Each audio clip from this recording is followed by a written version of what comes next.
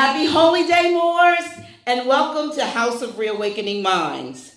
House of Reawakening Minds exists to provide for exploration and practice of spirituality in an enlightened community dedicated to honoring the myriad of sacred pathways to the universal creator. We are a holistic center for spiritual grounding, free thought, self-discovery, and Moorish science, an awakening experience for all ages. Tonight, we are pleased to welcome back our National Grand Sheik, Taj Tarik Bey.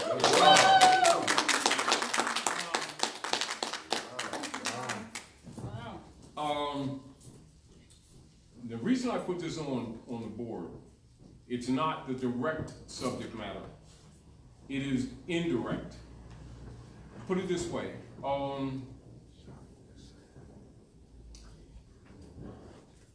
This is called the trinity action or godding. So let's get clear. Write some of this down because I'm not going to get into this in the science of the activation of I'm not going to get into the activation of the chakras. However, it's important because it's sort of like we were talking earlier. What is the difficulty of trying to help raise the thinking level of humanity without them getting mad at you and throwing their sticks at you and thinking that you're trying to give them a religion different than what they have, or trying to condemn their religious beliefs, or all the things that they usually run to when you're really trying to give them a life raft? They will often, try to give you a dagger, thinking that you're trying to hurt them, you know what I mean? And trying to find an angle where you can help them comprehend certain things without them blocking their mind thinking that you're attacking them, because they're trained to think that. Keep this in mind. One of the keys that I've discovered of the powers of the dark priesthood has been within dogmatic instructions. They have inculcated subtle instructions under the guise of spirituality that actually initiates what you call mental blocking. Like if you train rats. You train rats in a box or in a maze, and after a while you get them to respond to certain symbols, certain angles, certain things that they see or hear, food, sex, drugs, different things, and with the beings not knowing that they were actually trained as animals and like animals, and never suspecting that the priesthood did it to them, because the priesthood is usually saying Jesus, God, Allah, Buddha, Confucius, and the people's guards are down and they think they're walking into light. And this is where most of the demons sit. Not to be confused with that which is divine. Do you understand what I'm saying to you? And it's hard to get people to really objectively look at these things, and therefore it's sort of like not unlike the story of Little Red Riding Hood and the wolf, who she persists on is her grandmother when all evidence is that's not her grandmother. But the mental rationale that her grandmother just got her nails done, that's all. We've got a new wig type thing, and, when you look at us, the humans are pretty much trained in that kind of mentality. And so if you tell them the truth of nature or the politics on this planet, it's almost like as if you threw a brick at them and they're kind of offended. It's like a person who can't swim and you throw them a life raft and they drown because they release it because it's not the color that their religion guy says that they should be, the life raft should be, so they don't grab it. and they take you as an enemy. That type of mentality and training is part of dogmatic training given to them by the priesthood that they thought loved Jesus, God, and Allah. And yet these men are generally assumed as being innocent and good, God-loving people type thing, even though people don't know what God means. You know. So let's just go with some basics, and then I'll get into the political subject, which is really what I'm talking about. God is a modern and contemporary word, not ancient. That's the first thing that must be understood. Its origin is from Quran, which is Persic, dealing with the forces of nature. And it is Germanic. God, the word God, is Germanic derivative of the ancient Persic Kodam. It means, and right, this is very important, to call upon, to invoke, and to pour out. Are we clear? To call upon, to invoke, and to pour out.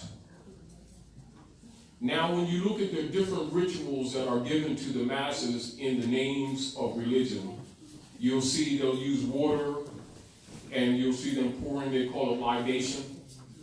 That deals with one of the trinity principles of God, or the pouring out. The calling upon is what people refer to as praying, the expression, calling upon.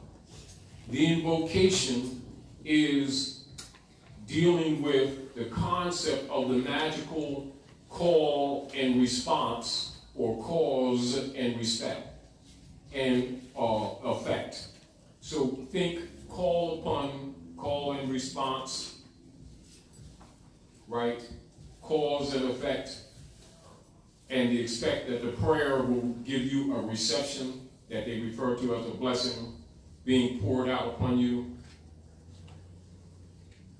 God, the word God, is a verb transitive, and you must write that down, and you must remember that, because and it's sort of like, this is the problem that we have with trying to help humans is them being trained like animals by the priesthood and not suspecting that the priesthood had been less than honorable. Are we clear? Clear. Are we clear? Clear. Though they've never been, for the most part.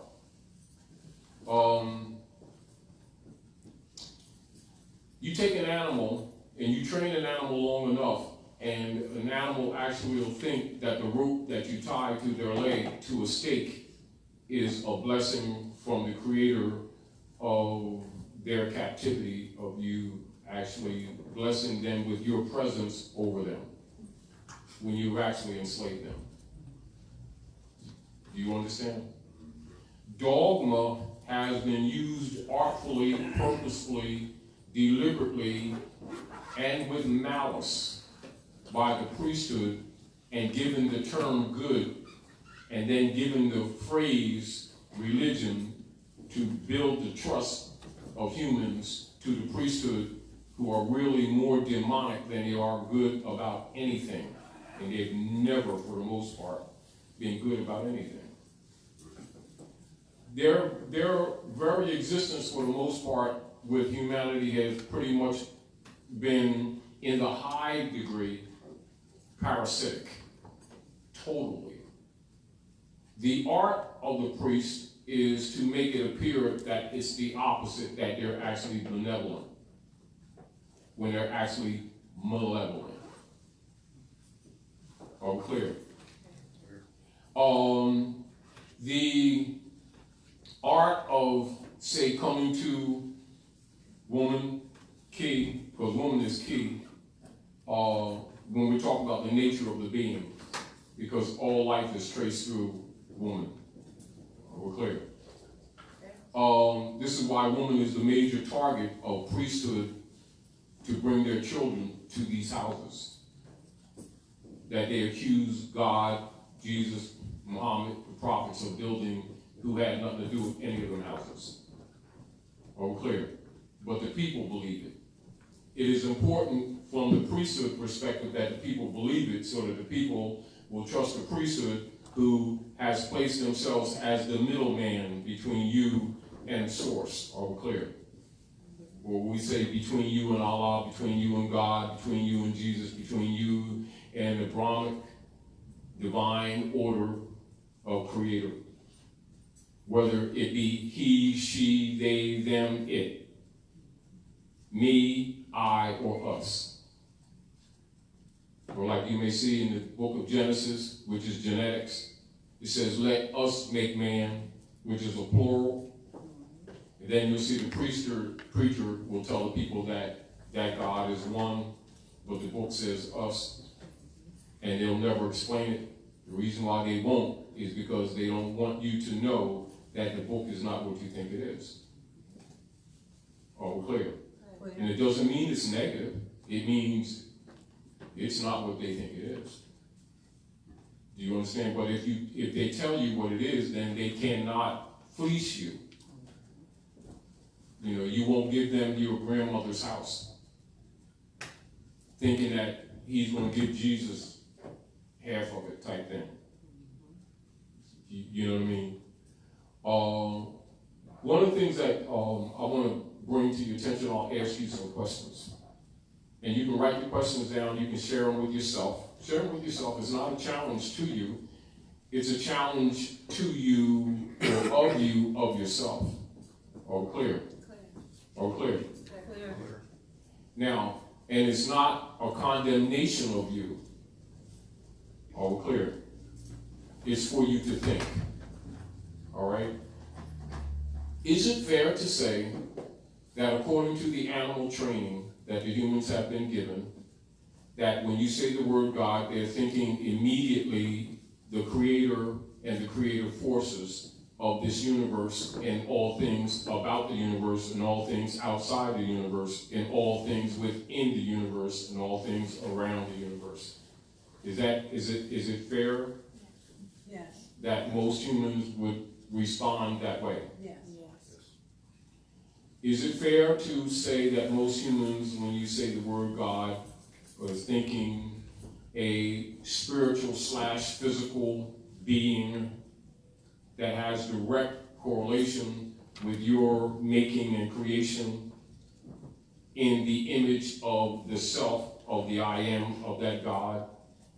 Is that not fair? That's the perspectives, right? That's the training. Whether they accept it or not, I'm not arguing that. And I'm not condemning or supporting whether they do or don't. We're just presenting evidential references, meaning that let's put the puzzles on the table, not judge how they fit together, just put the pieces of the puzzle on the table and start using divine reasoning just to look at them as a point of curiosity. All right. Now, understand that the word God is a verb transitive, and you must know that in order to really have a comprehension of what we're talking about. Knowing that the average person, the living beings that they designate as person, we're not talking about the corpse, because they also designate the dead as person. That's not accidental. Are we clear? So if you're not specific when they say person, they can also be talking about the dead or the living.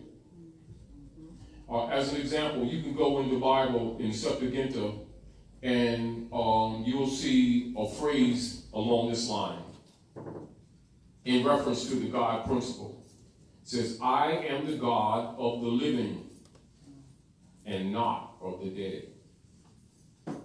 I am the God of Isaac, Abraham, Jacob, etc. Right? It says, I'm the God of the living and not of the dead. Now, a priest, some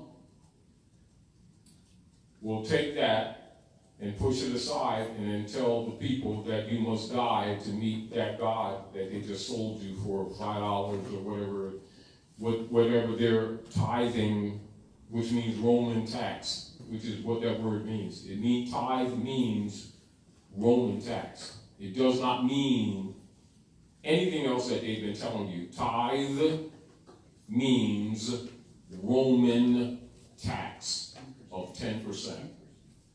Fact. Not fiction, not belief, not opinion. Are we clear? Clear.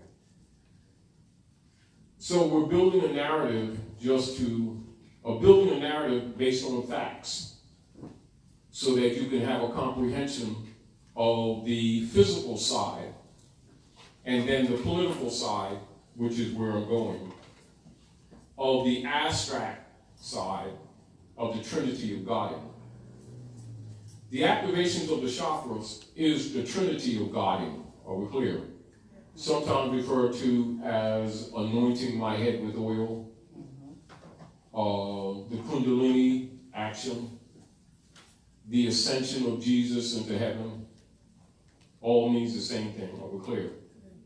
However, never really usually explained to the believers, distinguished from the knowers. Are we clear?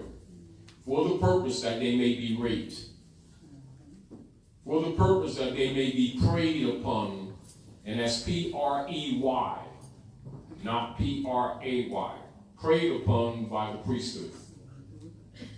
And that has been going on for centuries.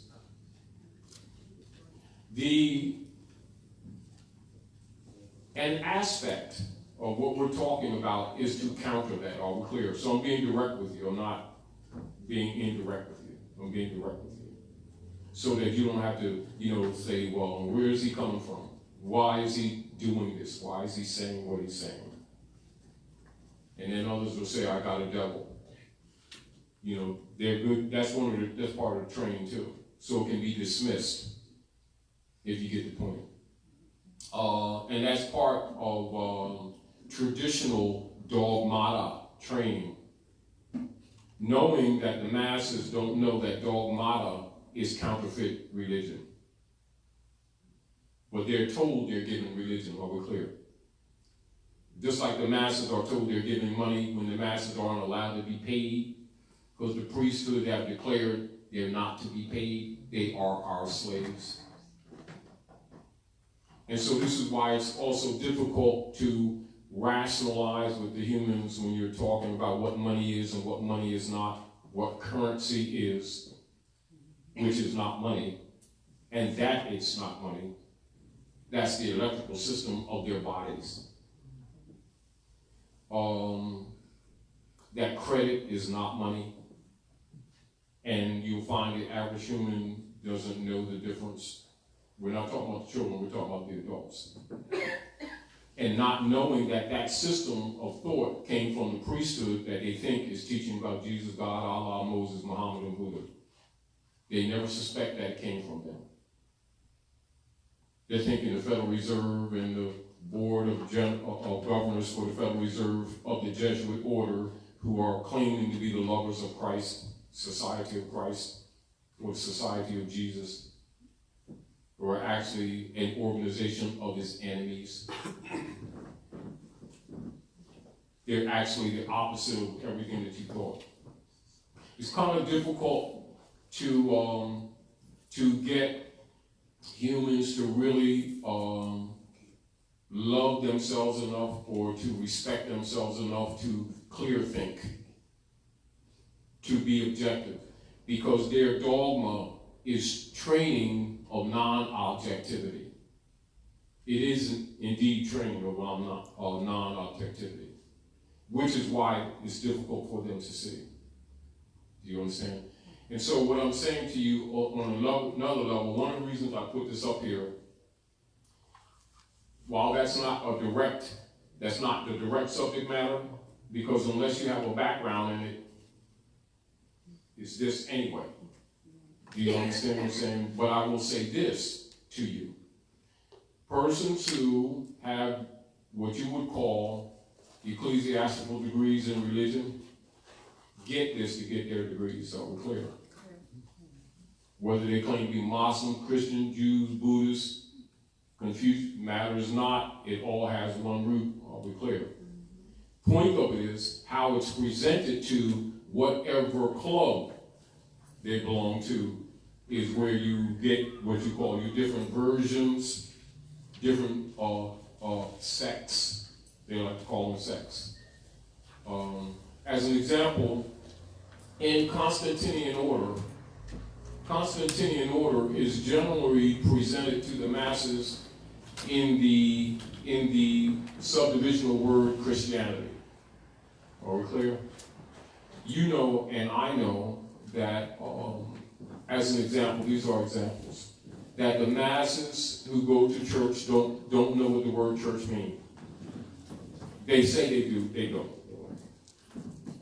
Point that I'm making. Church means circle. Are we clear? Church is Germanic in origin, it means circle.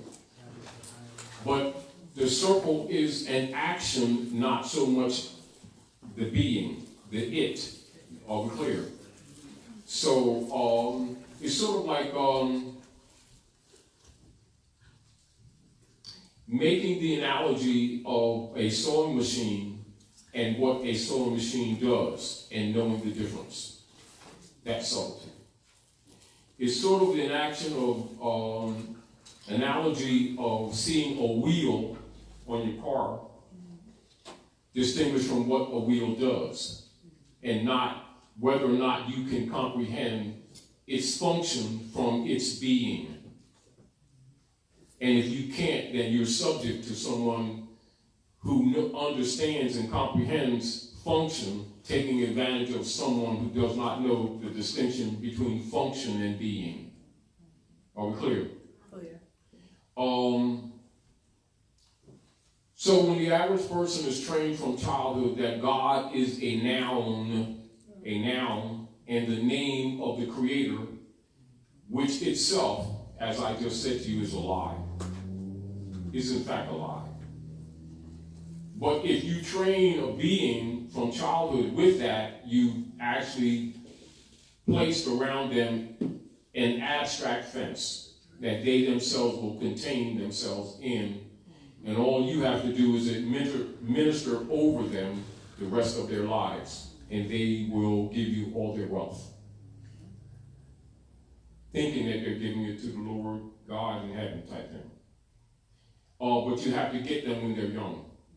If you get them when they're using, or as an example, if you take an average being in the flesh who has not been exposed to the dogma systems and present that same analogy to them, you would not be able to take their houses and their wealth and their resources.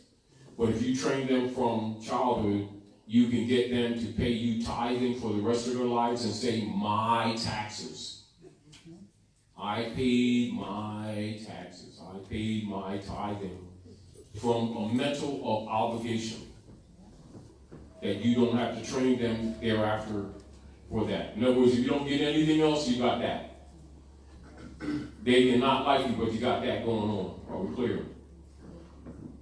Quick on a transitive verb. Of course, a noun is a person, place, thing, or idea, and they teach animals as well. A transitive verb is a verb, action word, that accepts one or more objects. This contrasts with intransitive verb, which do not have objects. Transitivity is traditional thought, a global property of a clause by which activity is transferred from an agent to a patient. So a transitive verb accepts one or more objects. So this God is an invoker, or to invoke, to pour out, To call upon. And to call. Those are the Trinity actions of and to call upon. Yeah. Now, and of course, for those who don't have reference, say take an American Heritage Dictionary on the English language, go into your appendix, then you go to the word God, you look at its etymology, go to the appendix, and it'll give you its foundation all clear. Now you can get in any quality dictionary, and they're usually the older ones, and you will find that. In your modern ones, your more modern ones, as the humans have been trained down into their base level, to their animalistic form, or kept down in the grape leaf. Now what you see down here, when you see symbolically in the Garden of Eden, when you see the grape leaf over Adam's groin area and Eve's groin area, what that actually represents is covering this up. Are we clear? On another level, it represents being conscious of it and rising above it and clothing yourself with knowledge. It doesn't really mean naked in the, they have Adam naked in the, garden. It's not so his wiener will be bouncing all around while he's running through the garden doing track meet and stuff. It really means, the animal being not cognizant of self. You're not yet I am in here. You're not yet at the crown or at one. Are we clear? Now I want to share some things with you. Again, it's not subject matter tonight, because this would take actually what you would call shop class type thing, if you don't have a background. Monad or source, or what they refer to as the father, they say Father God type thing. Father is not so much genitive, or the being or the masculine form of the female egg transformed for reproduction purposes. Are we clear? So all of us males are simply females that are converted by our mothers only for the point of reproducing herself. Are we clear? Not to be confused with man and woman in the concept that people take it. We're talking about true divine nature of things, all right? So it's nothing here but women in truth. Are we clear? Clear. Womb, man. All right, so she take a neuter part of herself, which is us, and then so we get these muscles and stuff, whatever, and our ovaries come out and they go in the bag. That's what it is. That's right. That's right. And if you look at that bag, it's stitched. It's got a stitch line. Right. Mm-hmm. Right in the middle. Yeah. And it's really what they are. They are actually captured little fish with electrical charges. They call them sperms. All right, they're really electrical. Now, there's no science to that, but I'm just telling you what it is. Now, when the eggs activate, or before they're activated, before the eggs are activated, in what you would call the abstract, what their potential is, they come from what is known as monad. All right? When they come into the physical, the N and the M are interchanged and it becomes nomad. Then that we're traveling in the physical. So man in the physical is a nomad. So when you hear terms like traveling man, that they say in certain secret societies, that means you become you're in the physical now, you're out, you're starting to learn stuff. Well, clear. Now those who come before you, your forefathers, etc., who formulate society or found civilization, remind you of your foundation and rebind you with what you call knowing of the being, and that is called religion. The knowing is not with a K, it's with a G. Like Gnostic. That's where you get Gnostic from. Are we clear? Are we clear? And so what you call true religious philosophies, or what you call the Hermetic or taught, or Tahuti principles, are simply established maxims of truth that are indisputable in nature. Are we clear? That formulates your foundation of true religion. Are we clear? And a fundamental comprehension of the mathematical calculations of the positions of the energies around you. Sometimes referred to as astrology, or astronomy and astrology. So you deal with the implication of physicality and then the implication of abstract position measurement. Of course, you deal with sidereal. When you're talking sidereal astrology, you're dealing with more a refined, and it can get more refined than that, calculations of energy output, current, heat, cold, expansion, contraction. Now, how do you put that into what you would call reasonable communication correspondence with humans to understand the body in themselves? You give it personalities. That would be called anthropomorphic. Not unlike the little puppets. Anthropomorphic. Now, that method of teaching humans is an ancient adaptation for children. Problem is, the dirty priesthood kept the adults on that level and created dogma systems that they have presented to the masses as religion and has never told them that that's what they did to them. And now, so they've built a world of darkness in the name of light. And in the process have been raping humanity, and it's gotten darker. Meaning that you have adults that who should have long ago reached the Christ degree, which is the heart. Like many of you see, you don't see too many of them now, but some of the people, as you were growing up, you'll see in different people's houses where they'll have pictures of Yeshua with his jalabu open, and you'll see the heart exposed. And then you'll see a crown, a nimbus around his head. You'll see an opening at the top, an opening on the side, an opening on this side. It's a circular. I'll show you what it looks like, basically. And like I said, I'm not getting into this, but it's just, we're going to get into the politics of this, which is really what the subject matter is. Are we clear? Clear. All right, so as an example, you'll see this, right?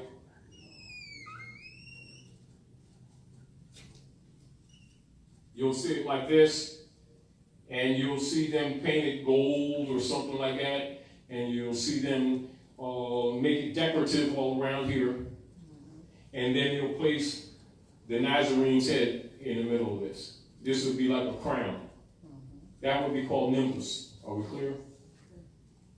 And then you'll see the break there. All right. Then you'll see the nature of the levels of the activation of the chakras, and you'll see them do like that,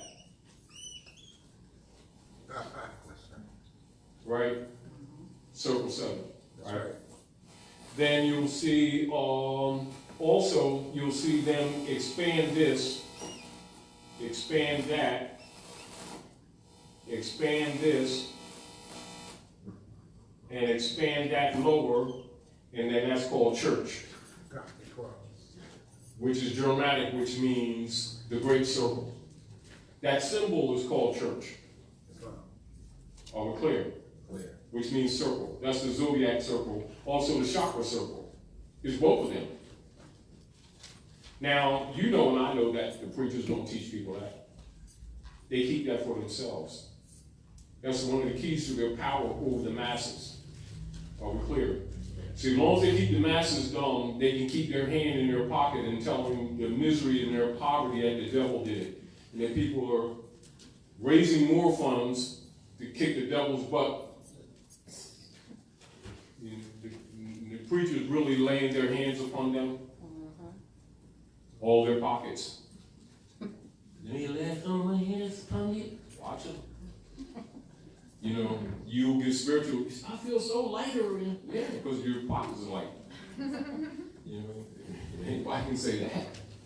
It's like for real.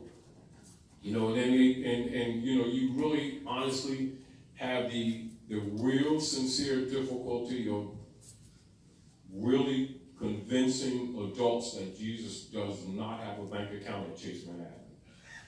And they'll probably throw their old high heels at you and pocketbooks and really get angry at you and think that you got devils and hope that you die in hell and burn up. They'll give them the matches if you don't have them. You know, they will. And these people will keep talking about love and spirituality. They're dangerous. They're really dangerous. Problem is that they don't see themselves that way.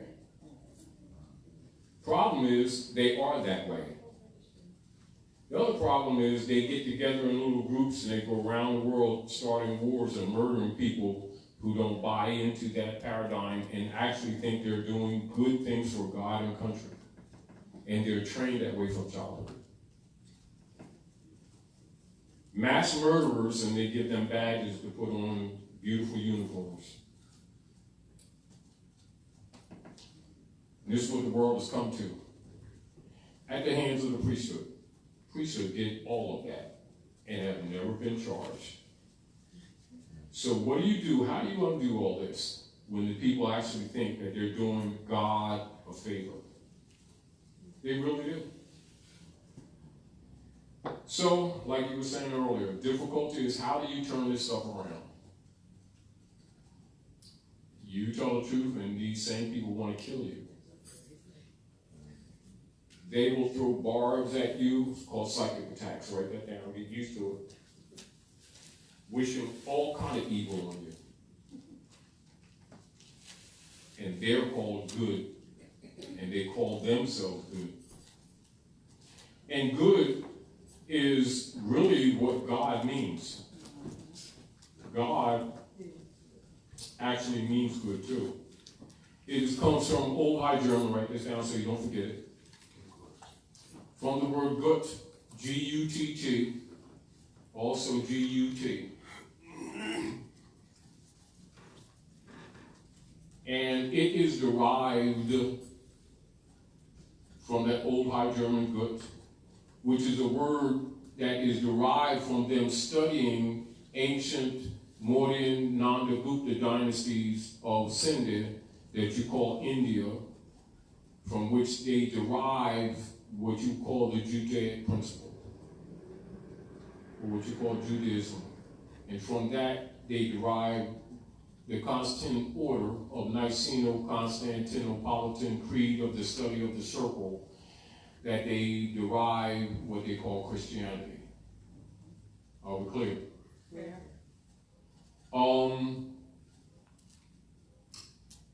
Go ahead, give her the mic. I'm looking at what you, your diagram, and it's also what I've seen a diagram in Kabbalah, Yeah. in the Jewish Kabbalistic teaching. So they're still wrapped up in mystery. Yeah, the mystery is that they just don't tell them the truth what it is. Or like say for instance, like even when you're coming from the generative, now you deal with the because you got 9 here. You got to these are symbolic representations. But when explained or when taught, you're dealing, because you actually have hundreds of electrical centers that's on the body, in the body. When they talk about the 7, you're talking about the 7 major, but not only. So you come from the spine or work from the groin area, up actually to the throat and the heart and the head. And of course, these correlate. That's why I did this in different colors, so you can look at the activation, the symbolism of the activation. And so this is where it's symbolized, like when they do what you call circumambulation, in the holy city of Mecca, and they go around the Kaaba 7 times counterclockwise. Or when you see in the book of Revelation when it says the 7 churches which are in the 7 circles, which are in Asia, in the Revelation, they all mean the same thing. Problem that we have is that the priesthood never really tell the people the origin of it. And they keep them in the anthropomorphic format and justify themselves with the personalities that were created for children. And say not telling them that, say that Moses was really Tutmosis, one of the pharaohs, or that Jesus is really the sun in the sky, and the traveling and the 3 wise men are dealing with star system. You know, stuff like this.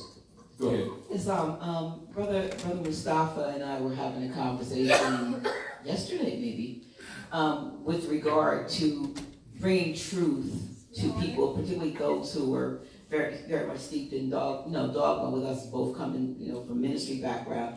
And the main argument, or when you can show people a lot of truth, and they see all the truth that you're pointing out, they see the inconsistencies, but their question is always, well, who do I pray to?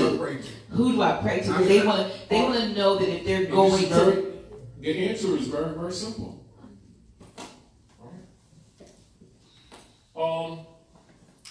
This is canvas. This is canvas. Now you all can take pictures of this and study this later if you want to. And this is not complete either. This is just giving you a look. So if you want to, all right. Yeah, if you want to take your cameras and take pictures, do that because I'm going to erase this.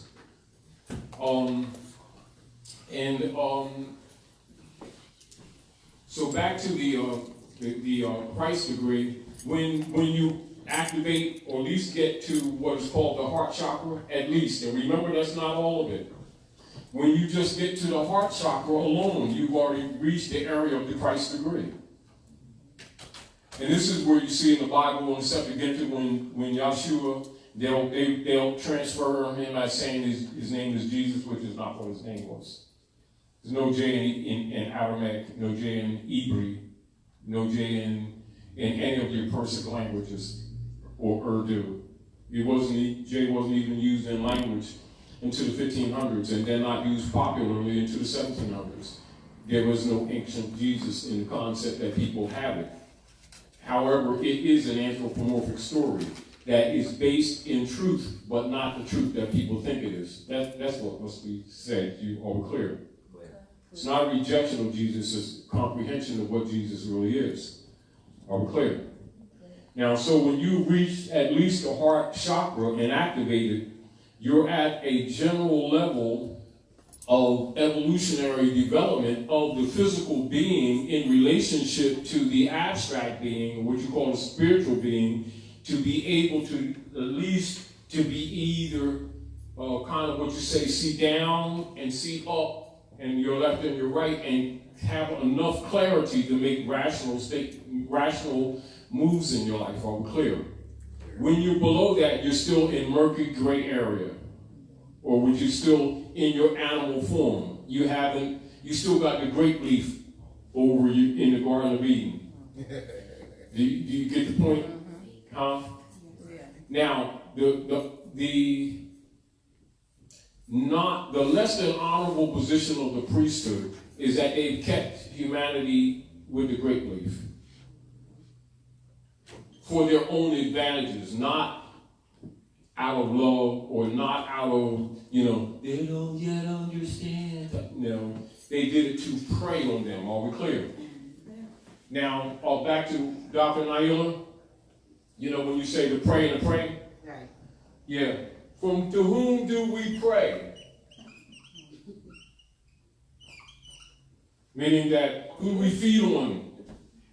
If we're not going to play this game, who else is going to get us to devour?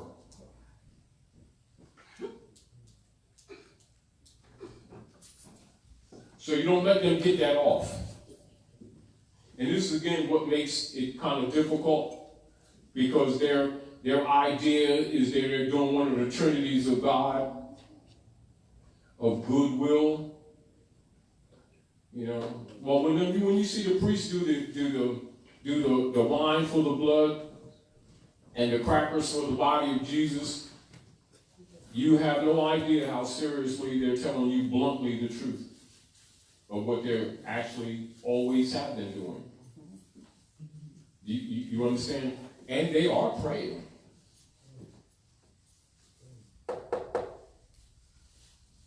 You know, so it is no different than when people are talking about God. You don't take it for granted that they mean you any good.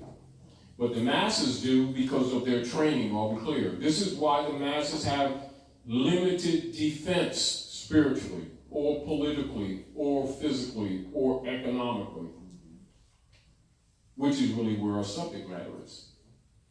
So in order to kind of understand the operations in the political realm of the resources of Earth and the poverty that's on the planet and the miseries that are on the planet and the mental stress that humans suffer, and the opportunism of men with garbs on and uniforms on and holy robes, and yet there's been no cures or remedies for humanity. And yet they're always talking about salvation and love, and the opposite is what really exists, and yet they won't admit it because of their designed hypocrisy. Are we clear? And they've been preying on people and pretending it's P-R-A-Y. You know, but you're not supposed to see that. So when they say, on whom do we pray? If you're not going to let us pray on you. You know, so when they're saying bless you, they really mean to bleed you out.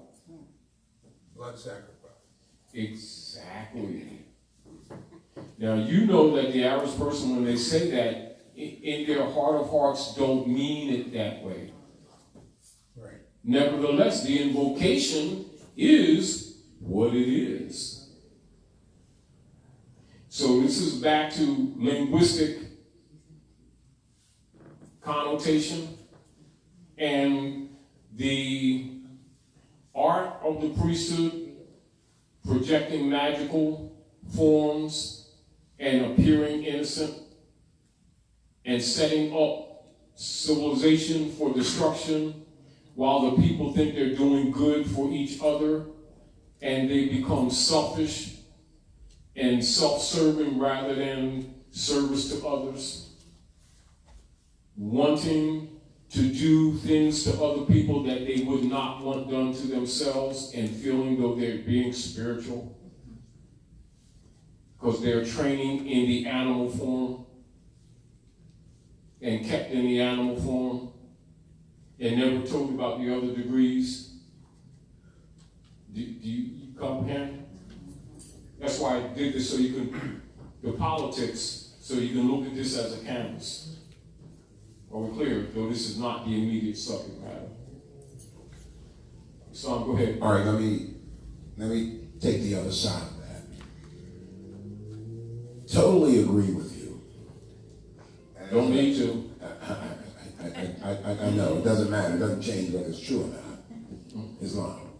What I want to say, though, is as a child, as you come up into this system, when we are manifesting things in our mind and with our thought, we don't attribute the thought, the mind, the manifestation to it, to what occurred or what has been manifested. We attribute it to our concept, our training, our education of God. So a lot of times that as we are in our minds, a word, P-R-A-Y, we are thinking that this God, as we... That you're calling upon the good God. See, good, God, that's why it's important to know what these mean. Islam. Good, God means good with one O. It still means good. So when someone says God is good, they're telling the truth, but they don't know that they're telling the truth. Are we clear? They think they're saying two different words. Islam. Because God does mean good. Islam. Good. So we have that there's this whole build-up and confidence and a surety that our PRAYs are being answered. Is invoking the good. And we attribute it, instead of within, we attribute it with something without. Of course. Now, key. The activation of the glandular system. The cognates of the activity. You must come to Christ. You must come to that degree to comprehend, to look back into memory, and to look how you've traveled, to have a perspective on where you're going. Yet where you go, you still don't know. Are we clear? Clear. But you have trust in it. However, you don't go blindly. The masses have been trained to go blindly, but the priesthood favor themselves by calling blind faith, which is why they say don't question, because if you question, the platform falls apart. Are we clear? But they think that the God, who they think is the being above them, that this person represents, told him to tell you all not to question the game. Because it is a game. You being gamed. Why? Because divine mind will not allow it to stand. Therefore, you must give up your will. That's why that's part of the training. Are we clear? And they'll say, well, give your will to Christ. They're not exactly lying, they're just deceiving you. They're not telling you that Christ is a degree in yourself of your own evolutionary path that must take place. Not someone outside yourself. Not a place to go. Not some power being. It is simply the evolution of the being. No different than, let's put it a different way. Let's talk about an activation of the chakras in a way that the average person can comprehend.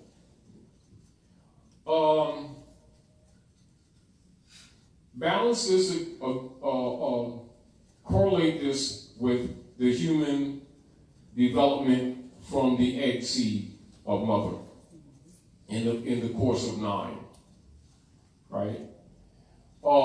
Say when the seed is brought to the sister Earth, to Gaia, from her sister, the mother, and she takes her breast and pulls it back because she feeds the seed. Then now the earth is going to feed the seed, right? And the child's around 3 years old, actually around 3 years old. By that time, the child starts showing strong indicators of what we call personality. They start evolving into a character. It's not strong yet, but it's and start asserting that personality. And they usually start at the dual principle of 2, which is why they often refer to as terrible 2s, because they start exercising that personality. And then when they get around 7, then they start recognizing, well, I remember when I was little, just to bring this up, when we were playing in the front room, and we were throwing balls around, my mom was saying, stop throwing those balls around. And you don't know things like, as you grow up a little older. The fake cry type thing. Daddy hit me in the dini with the ball stuff, right? You're not really crying, but you got to put this act on so your mom get down. And then, you know, you grow up a little more and you start discovering that everybody ain't got the same thing. Kind of curious, but, you know, where's your stuff? You know, that type of thing. Then when you get a little older, what they call puberty, right, then you start recognizing, that she's cute. You know, in your mind, before you want to punch her in the nose, type thing. You know, those type of things. You know, that's an activation of Kundalini. The activation of the glandular system. You're becoming actually cognate of the animal form. If you want to deal with the governing of it, of the sovereign being, the divine being, you know, this so you have training. So your mom tell you what that is. Well, I didn't know that. I thought it just be. You know, I mean, you know, you don't know. But you begin to grow, but also nature will tell you. You understand? So, on one level, so you take the grape leaf off. You're coming out of the garden. That's what I call kindergarten. You know, you see the relationship in structural society. And so when you understand that as a fact, look at the allegory as you grow. Now, the issue in religion, philosophy of Gnostic instruction is to guide you with established maxims so that you don't waste a lot of your time trying to figure this stuff out. You know, so you don't have to get, you know, gray and with Cain and start telling, man, if I knew then what I know now, but well, it's too late, so what? That's well, you know, it saves you all that trouble. Do you understand? Now, people who have less than honorable intentions for you don't want you to know that. If they want to use you as a donkey. So they want to use you as an ass to do their Job. This is the book of Job in the Bible. It's really the implication of usury. Of how you train a human like an animal and steal everything from them by making them curse their God. That's what that really means. Do you understand? But if you don't know the Kabbalistic bent to the book, you look at it as persons, you know. And in the book of Job, you know, it says, honor your father. And then the devil made you curse your God and take all your stuff from you and stuff like that. No.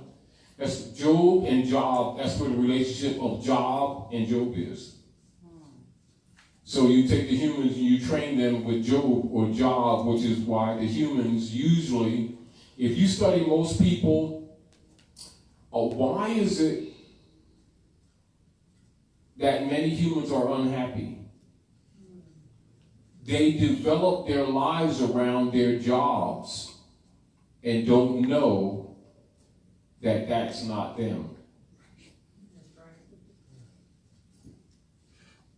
Their travels, the things they use, whether it's a horse and buggy, whether it's their car, their truck, tools, their education, and the real self ends up getting buried. Are we clear? Yeah. He who controls that narrative now owns that soul. This is how things are actually operating. Really. And you know who did it and is doing it? The priesthood. That you think love Jesus. And Allah and Prophet Muhammad. Praise the Lord. Hallelujah to you. There's your demon. Hard lesson? True. Hard lesson? True. Hard lesson? True. How do you undo this? We're trying. Some. Islam, Tamara L., we have a online question for clarification. This question is coming from the avatar, I Am Love. Speaking of spirituality, why, I'm just going to read it as it's written. Why do the Moor proclamation forms require you to pledge your spirit, national, political, and spiritual allegiance? I didn't know it did. That seems like a false statement to me. The question is based on something that's not valid. Okay. So reform it. I can't reform what they wrote. No, I'm just saying, they ask the person to restructure because the foundation is false. Okay, I Am Love, to restructure your sentence and represent. I thought he was saying writ. Is that on the writ? Or support it. Is that the language in the writ that they're having to do? No, they're saying that speaking of spirituality, why? Now let's explain spirituality. Spirituality is the art of breathing. Having nothing to do with Gnostic philosophies. Simply the art of breathing. And the methods of breathing in order to activate the cells, in order to cause them to grow or expand, and also for the form that we call the physical body to receive knowledge. It's preparatory, having nothing to do with the Gnostic wisdom that we call spirituality. On that note, just to share, when you do something called exegetion, for those Bible-toting, scripture-quoting folk out there, you look at this word, spirit. It means you see it in English and then you take it to the original language before it was translated into English. And then that original language, it means breath. So now let's back up. No, don't give it up yet. Go ahead.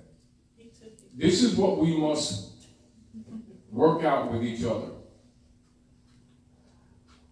You know, like when you say, and in its original language, it means, no. It never means anything other than what its mother gave it to be.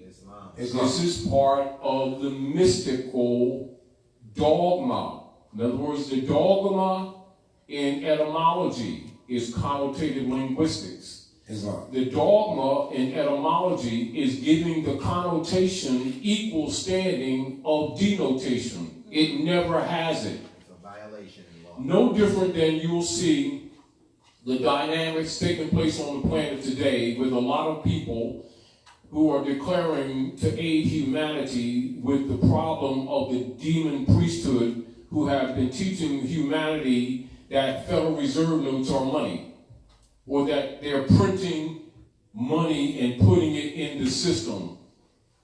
You're not printing money. Well, then they'll say money is a means of exchange. That's not what money is. Money is gold and silver coin. Based on cosmology, based on the alchemical metals of the moon, the sun, and Venus, most specifically. And it is nothing other than that. It's sort of like let us have, in Tamara, and this is back to her, the question, which I comprehend and I respect the appearance on surface. However, this is the refined problem that we have because people are assuming things that are not. Are we clear? Now the proclamation, back to the question with the proclamation. It is really dealing with the issue of getting people to honor their mothers and fathers so they will be heritable. So if you don't recognize your own mother, and you're outside of that, and you're arguing about the resources on this planet, forget it. Those proclamations are only simply for the political realm of the physicality of the reflection of this being contaminated by the priesthood, by which they've been governing humans in the name of nativity of, in other words, nations. It's related. That's why I gave this canvas. Now, when someone is assuming that declaring nationality is placing yourself outside of honor, it's not true. The issue, if you honor your mother, you have right to resource. If you honor your mother, you have right to claim of earth, her sister. That's right. So therefore, the kingdom of heaven is your mother's womb. Your right to heaven is the resources that she shares with you with her sister, the earth, and the other planet she happens to be on. In other words, her breast. And so the land has more to do with just the aggregate earth from the concept that people have. This is why before Mustafa, I had you read from the law book the meaning of land that the average person is not taught to by these people who claim to be their educators, because they've been robbing these people of their estates and then lying when caught and saying that your mother sold you with a birth certificate, as if she set up and made a contract and said, I give my child to Rome via this bank bond, and to affirm it, I have this marriage certificate from Mars, and I on 9, stand in a state of rage against my own blood and sell my babies to Rome and my eggs. Do women say that when they get the marriage certificates from the corporate state? No. Do they know that? No. But they're held to that, aren't they? Yes. And they're governed by that, aren't they? Yes. And no one will tell them that, will they? No. Well, some will. They tell them it came from God. Taj tells them. Somebody in the courthouse. Or That's why you're given this canvas to show you. I'm showing you the relationship that they're not outside of this. They're just using it negatively. It's not. Are we clear? Clear. But they're conscious of it. The problem is the masses don't know that they're conscious of what they're doing. So the masses get in this thing, oh, well, Reverend Jones didn't really know he was taking advantage of me when he was taking my grandmother's house for Jesus. Yes, he did. When he got that ship down, when they got the plane to Florida, because it's easier, you get the plane from Newark, New Jersey, you go to the easiest airport, with the tithing, Jesus is half. Birth of butt sings with the choir. And go to Newark, New Jersey, because it's the shortest trip. Then you go to Florida, land of flowers, because it's a short trip. Then you go to Bahamas with Jesus' half and walk upon the waters and shit. And drink the spirits, liquor at the liquor store. Or the kickback from the marriage license. No, but just these people, the naivety of these adults that they keep putting on their children, this evil that they've been putting on their children, hiding behind the name Jesus, hiding behind the name Allah, is what we must not allow them to get away with anymore. Yes, I know it's difficult because the people themselves love their slavery. Because they think it has to do with divinity. They think it has to do with spirituality. This is why you can't allow them to build statements on spirituality when they don't know what the swell they're talking about, without insulting them, but also not letting them get that off either, with that arrogant smugness that they're trained in. All clear. Well, who we pray to? We're not going to pray. Well, you didn't eat my hand. No.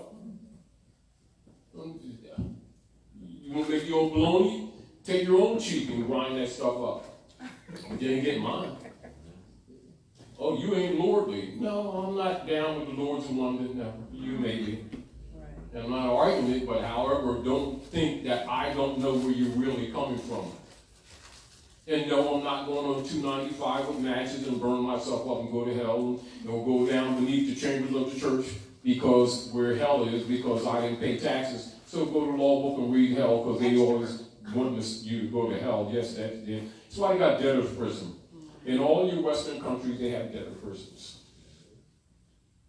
IRS is the collector for, write this down, Thomas D. Torquemada, and then put beneath his name, Internal Revenue Services, and then put in brackets, Inquisition Revenue Services. Times have changed, mission hasn't. And now that's just simply the truth. And there you go. So this is the other deal. When these chakras are activated, see, people keep talking to me, so I activate my glandular structure and stuff. And get brighter and stuff. This goes beyond that. You gotta look at this on multiple levels at the same time. Stop looking at just your body. This is the politics of living. Are we clear? Government is structured after this too. Are we clear? Problem that you have is dark and light, or negative and positive. And those who have taken charge of you have won your trust by dealing with you with beliefs and telling you that beliefs were knowledge, which they absolutely are not. And never were, and won't be. Go ahead. It's clarification on the question from I Am Love. He is referring to the judicial notice and proclamation form, paragraph 1. And the form states, I, your free national appellation name here, being duly affirmed on the consanguinity. Consanguinity, that means blood. Right. Pledge my national, political, and spiritual allegiance to my Moabite Moorish nation. Oh, yes. So I'm pledging back to my mother. That can be corresponded with what some call the time must come that every man, every woman, and every child must confess their own and worship under their own vine and fig tree. What vine you came from? You ain't no mystical God in heaven. It came from your mother. It's the only thing you can prove. Anything else you're talking is bullshit, Skidorf. And on this planet, show me a man, any man, I don't care what he claims, that can show the breast that he sucked milk from any other being than his mother. Even if his mother's sisters loaned her children their breasts. Show me any of these gods that got the breasts that fed them. I'm not saying they haven't said these things. I'm not denying that. Let them prove it. Not for me, for themselves. And they can't, so they can't make that damn argument. Now, as far as that belly button they got, here's a person that got a belly button. Question back. They got a belly button. I'll have my science when they got a belly button. What you got to do with people who ask questions, you got to be fair, and you have a reasonable conversation, and we're going to communicate. Let's talk. You want to talk? Let's talk, but let's get real. Now, a lot of the questions that people build, and this is back to the Great Leap back then. So when you have people who construct their minds off of Adam, this picture of Adam with a grape leaf, but he don't have a belly button. These are images, right? He ain't got a belly button. So they're used to structuring their lives, their thought processes around these images. And they're uncomfortable with people who notice that, man, wait, Adam, I know, I'm not talking about belief. You have the belly button you got right there? Well, Adam, what's your mom's name? Oh, no, you can't talk like that. I was made from the dust of the earth. God made me from the... Oh, that's why you ain't got a belly button. Well, Eve, looks like Eve got a belly button. Yeah, she got a belly button because she came from my rib and shit. It's really interesting. I noticed, Adam, that you got these little buttons on your chest. What are they? Ask if not. I don't know what those buttons are. There are titties that don't work. That's very interesting.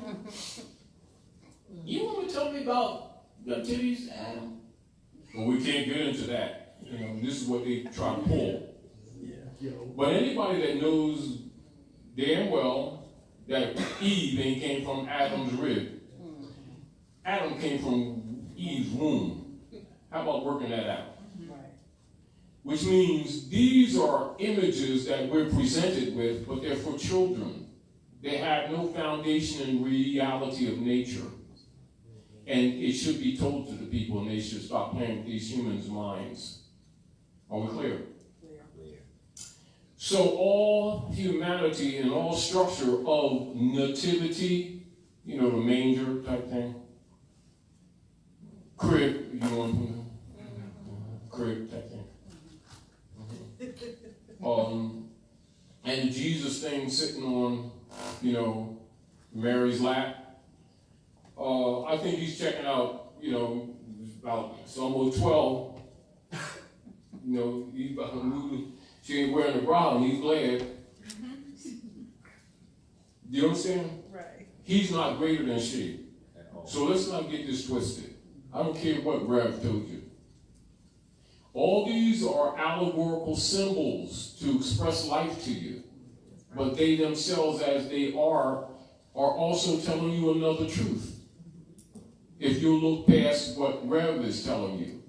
Are we clear? Your only proof of your origin is your mother. You don't have to necessarily know who your daddy is. But it's cool if you do. And even then, you can't totally argue that. No, you can argue it. I'm not saying you can't argue it. I can say I'm the president. I can say that. I have a right to say I'm president of what? I'm the president of this desk. Well, you cool. You cool, you got that, you get that off. And so which one? So you're saying, well, it's the God said so. No problem. Which one? Well, certainly all the books keep talking about all these different gods. And then the gods you keep promoting keep saying there shall be no other gods before me, so therefore he's recognizing, or it, or she, or they, because the book says us, they recognize there are other gods, they're competing with them. Exactly. So now if you want to talk about gods, talk about which one. If you can't, shut your mouth. I'm only saying that to say how humans have been buried in mystery and have not acknowledged that they don't know what the hell they're talking about. Do you understand what I'm saying to you? To their own detriment. And because these things have not been resolved, we've actually how do you put it this way? We've remained in the animal form. And we throw words around like love and heaven and good. And the society is everything but that. And we're too hypocritical to admit that the society is a reflection of us. And it ain't good.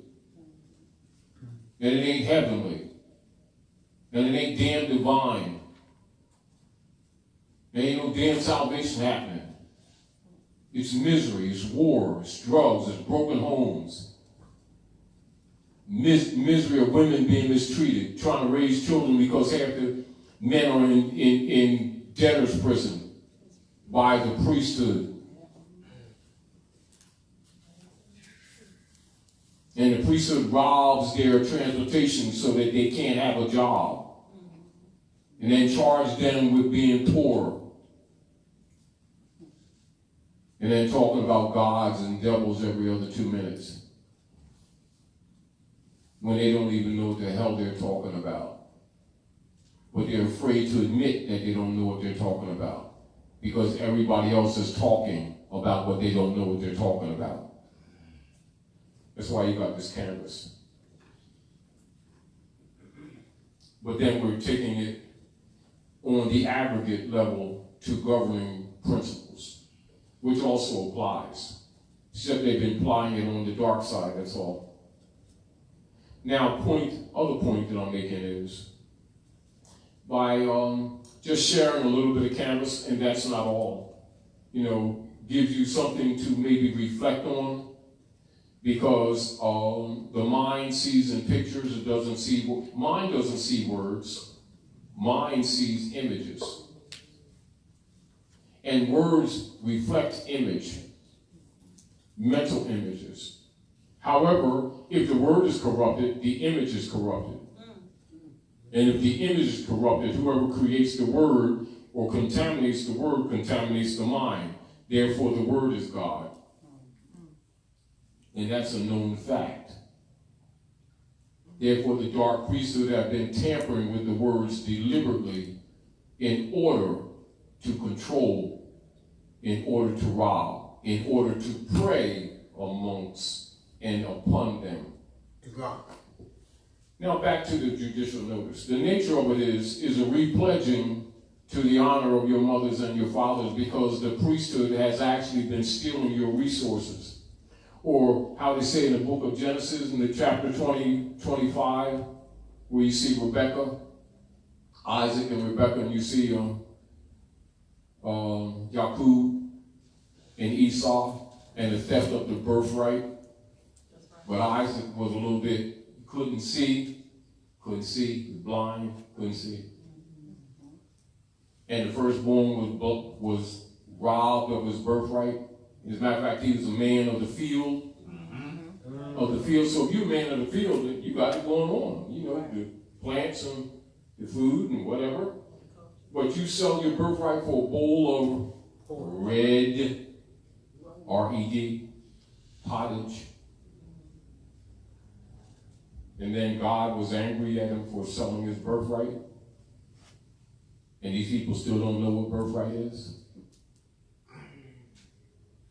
But they say they know that book. And Rev say he's been teaching them that book. Yeah, right. Please. Go ahead, good brother. I just wanted to add to your wisdom. When considering what you're speaking on, also, when certain scriptures have been delivered without the complete esoteric revelation, so that people can ascend in their soul evolution, with what you're speaking on, also that can be freeing if people have another perspective of Proverbs 11:15, which can ecclesiastically free your mind. And I quote, "He who stands as surety for a stranger shall smart for it. He who hateth suretyship is sure." And what you're speaking on, Brother Taj, is us, when Mother Tamara had said, I Am Love had said, what they said about the proclamation, ultimately with correlating that with honor your ancient foremothers and forefathers so that your days may be long upon the earthland, these different quote-unquote scriptures in these astrology books can actually be used when you are studying yourself so that you don't mortgage your spirit. Now explain what mortgage word means. So that you do not death pledge your spirit. Yeah. So Dead pledge your spirit. So, for example, and then I'll yield after this, and I hope that this just helps. So ultimately, when you're making that pledge of allegiance to your ancient foremothers and forefathers, instead of the substitutes that are mortgaging and sharecropping your life's energy,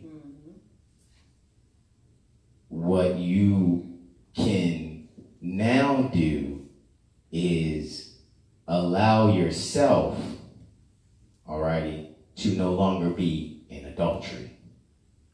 I hope I said that correctly. Yes. And that you can put that as another, the adulting. There's a law term called corruption of blood. That's right. Now, for those of you who really know the mysteries, You said corruption of blood? corruption of blood, write that down because it's very important for you to understand what that means. If you're in a state of corruption of blood, you're in dishonor of your mothers and your fathers. If you're in dishonor of your mothers and fathers, you have lost your right of inheritance. For he who honors his mothers and his fathers has right of inheritance to the lands given to them by the great source, or father, which comes from paternity. See, again, so we're dealing with not gender, aren't we? We're dealing with the process of life, aren't we? All right, now, hold on. And then, hold your thing. Now, this is back to Hassan. The issue of governing, trust, estate, inheritances, the proclamation, it has a purpose. Oh, absolutely.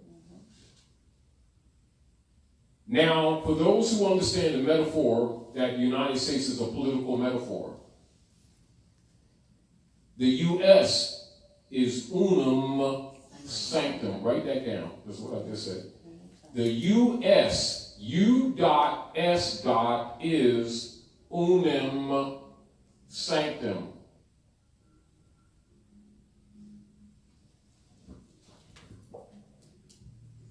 The priesthood decree of the living dead. The priesthood decree of the living being dead. The priesthood decree on the conversion of the living rights into the dead, to be resurrected for their own use. It's called reversion of the state. That's what chapter 25, dealing with Rebecca, is in the Bible. That's why Matawaka was renamed Rebecca in relationship to the keepers of the North Gate. Pocahontas. And she ain't Pocahontas, it's Matawaka. A potentess. Daughter of Wahansunukok of the Powhatan Confederation of Moors. And then they named the river after King James, called James River. And they called the settlement Jamestown, Virgin, near Mary's land. Like we don't see that. Hold on. But I want to say this. So for those who know that the United States or the U.S. is unum sanctum, this is that proclamation. Tamara. Yes.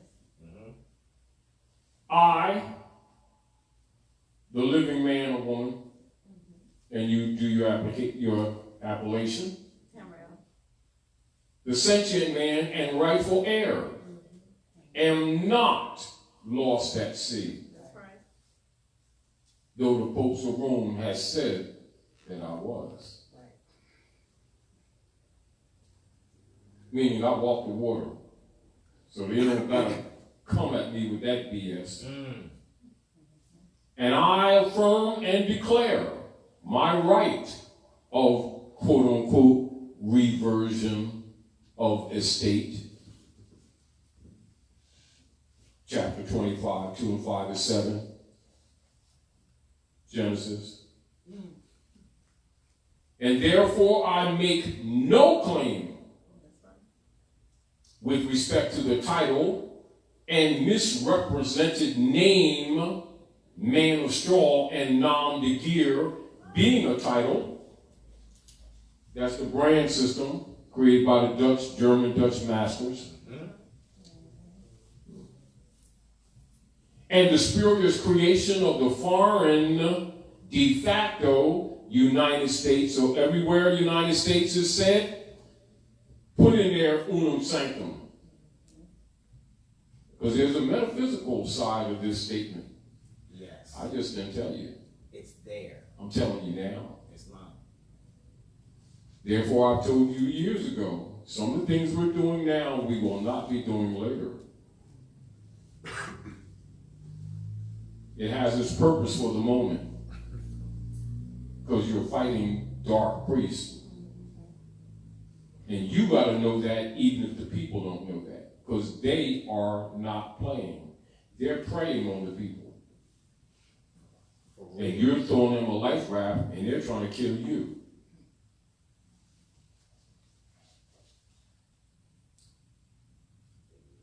So I am not, and make no claim with respect to the title, that's the straw, and misrepresented name, man, or straw, and non-begeer being a title, and the spurious creations of the foreign de facto unum sanctum United States corporate operators, actors, and owners. And I surrender and assign any and all reversionary interests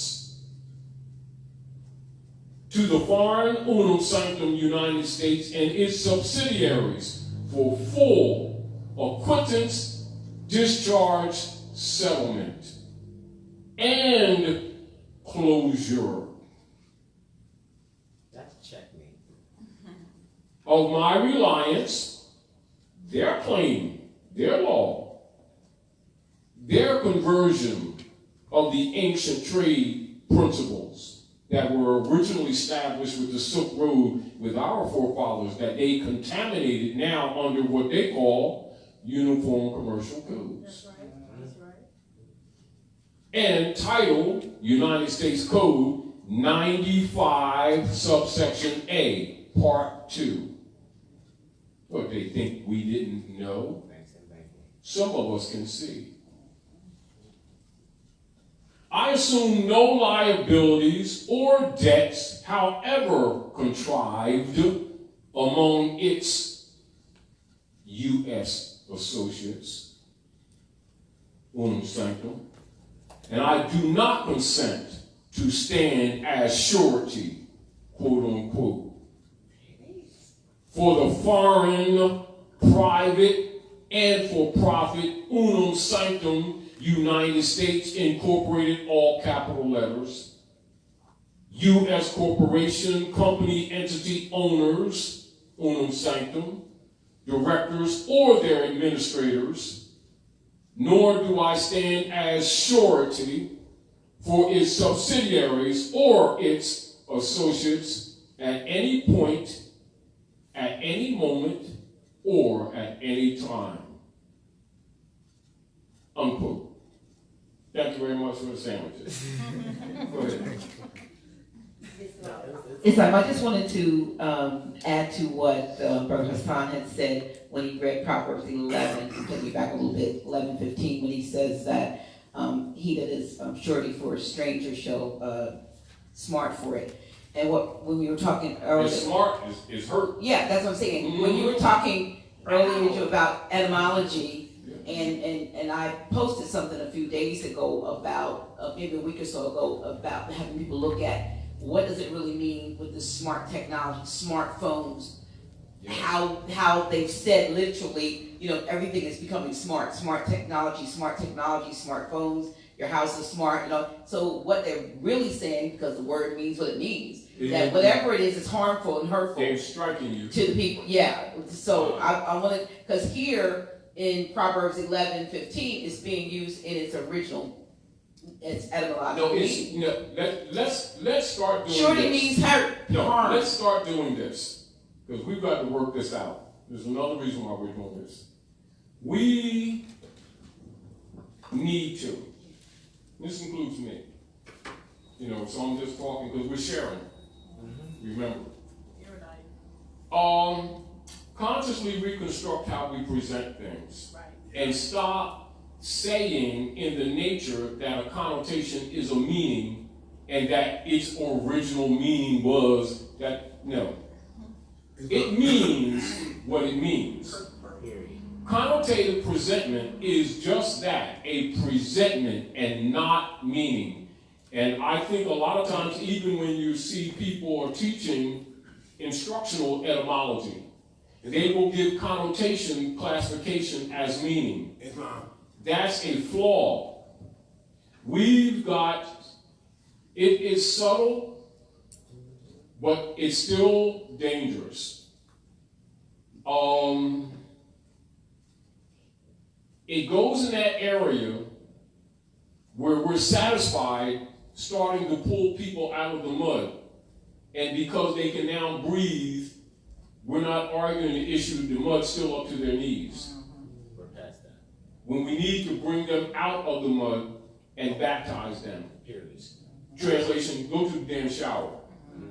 Right.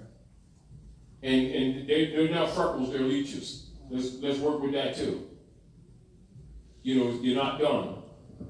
Point. And this is back to our, you know, because I already know you have the mind for this. And even with the analysis of the judicial notice and things like that, even when we made adjustments, you know, about 7 or 8 years ago, and put the continental flag on there in place of the amity and commerce banner. That's right. Is because it's a degree. It's actually an ascension. Islam, I get it. Now, point. To fix a problem,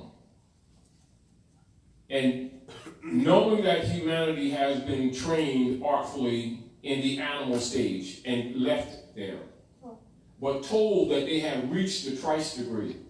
They've been told that. You know they have not. I know they have not. And Rev knows they have not. And Rev is disagreeing with us as if we're teaching something contrary to the books and getting away with it. Right. Because he knows the people don't know that those books are this. Islam. Knows it. But he has their trust. They believe in him. They don't know him. They believe in him. But we know he's a demon. Do you understand? And the people will fund him, won't fund you. But you throw them the life raft. They got pins. You throw them the life raft, they got pins that they're calling their beliefs. Punching holes. Yeah. And then you're trying to stop the air to save them. And they think you're their enemy because of connotative linguistics.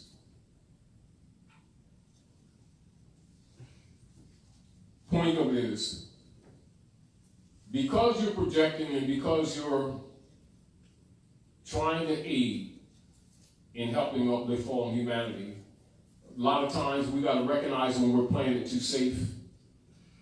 Because when we're playing it safe, the dark priesthood don't stop. They don't stop praying just because you're trying to be comfortable with people who are uncomfortable with truth. That's right. Pull the bandage out.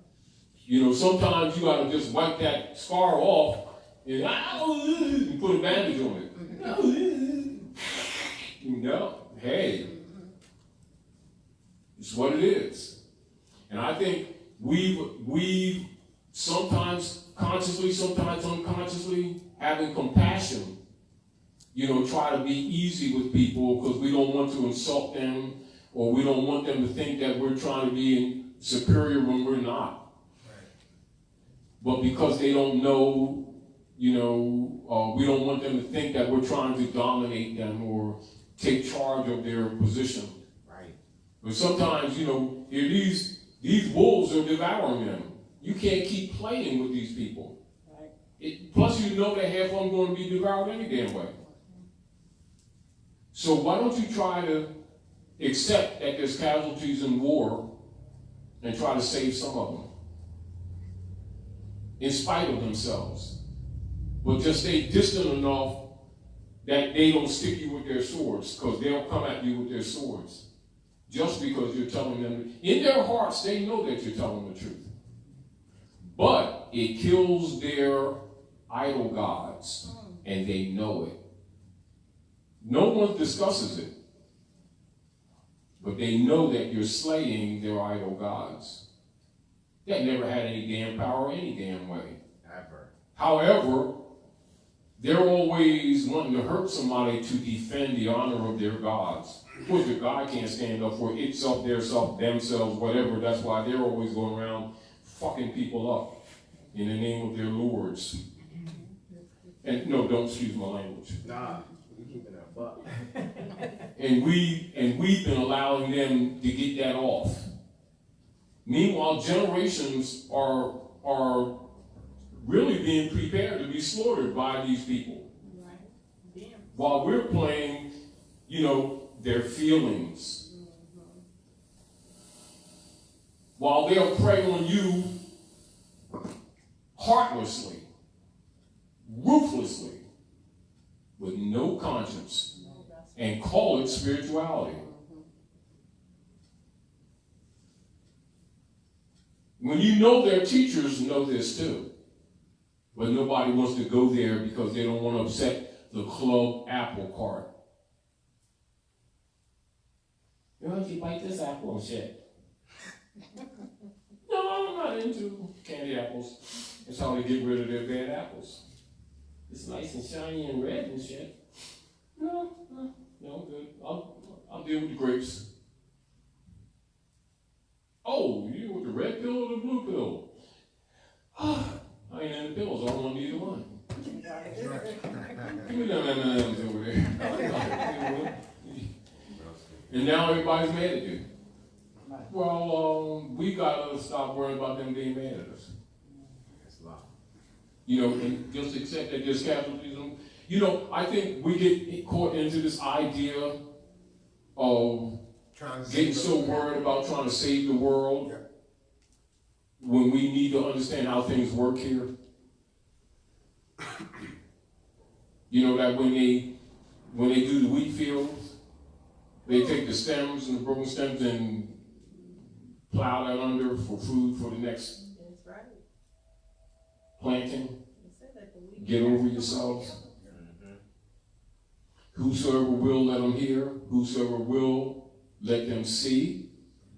Whosoever will, let them come. And don't judge. Just go ahead and do what you know is right. And don't get too attached because it'll burn you.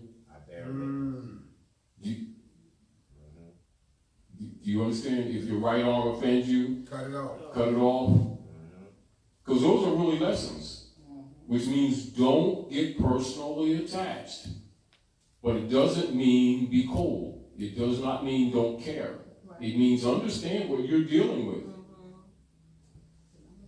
Failure to do so is fatal. Plus you get burnt out. And don't care any damn way. If you pay attention to these humans, this is what they do. You have great men and women that come along from time to time, sent by their mothers to help them out. They will deliver them to these Romans. The Romans murder them. Then they got a whole line of pictures of them around the wall, worshiping the dead, talking about how great they were. They don't worship life, they worship death. You better figure this stuff out. And stop sitting around feeling sorry for them, because they got free will. They are as responsible to truth as you are. They were given the same tools by their mother that you were given. Your only responsibility is to aid if you can, judge not, step back. That's it. Furthermore, the Aquarian light, Uranus and Saturn, ain't accepting the bullshit anyway. So whether you, me, or anyone else got a difference of opinion is damn relevant. So get over it. Let's get some work done. Are we clear? So what it means, God means to pour out, to invoke, to call upon. It's a verb transitive. It's not a noun. It's not the name of the creator or the creators. So stop lying. That's simple. Well, don't you want to make it mean something? No, that's what it means. All right, Tom, let's get back to that reversion real quick. Go ahead. So, go to the word reliance, and can you read the word reliance in that reversion? Because you use it, and I think I'm in the black So there's law, lying. Yeah, go ahead. Yeah. and I think we need to stay there for a Because second. this is what they present. In other words, this is their presentment, right? That's right. That's right. So, I'm going to get a definition first. So I surrender and assign any and all reversionary interest, quote unquote, to the foreign United States. And every time I say that, put unum sanctum. And its subsidiaries. That means all its franchisees, state-up organizations, corporate entities that people think mean corporate state jurisdictions when they mean actually regencies of the Jesuit order governing lands that are not theirs under the Roman Curia and are not the land at all.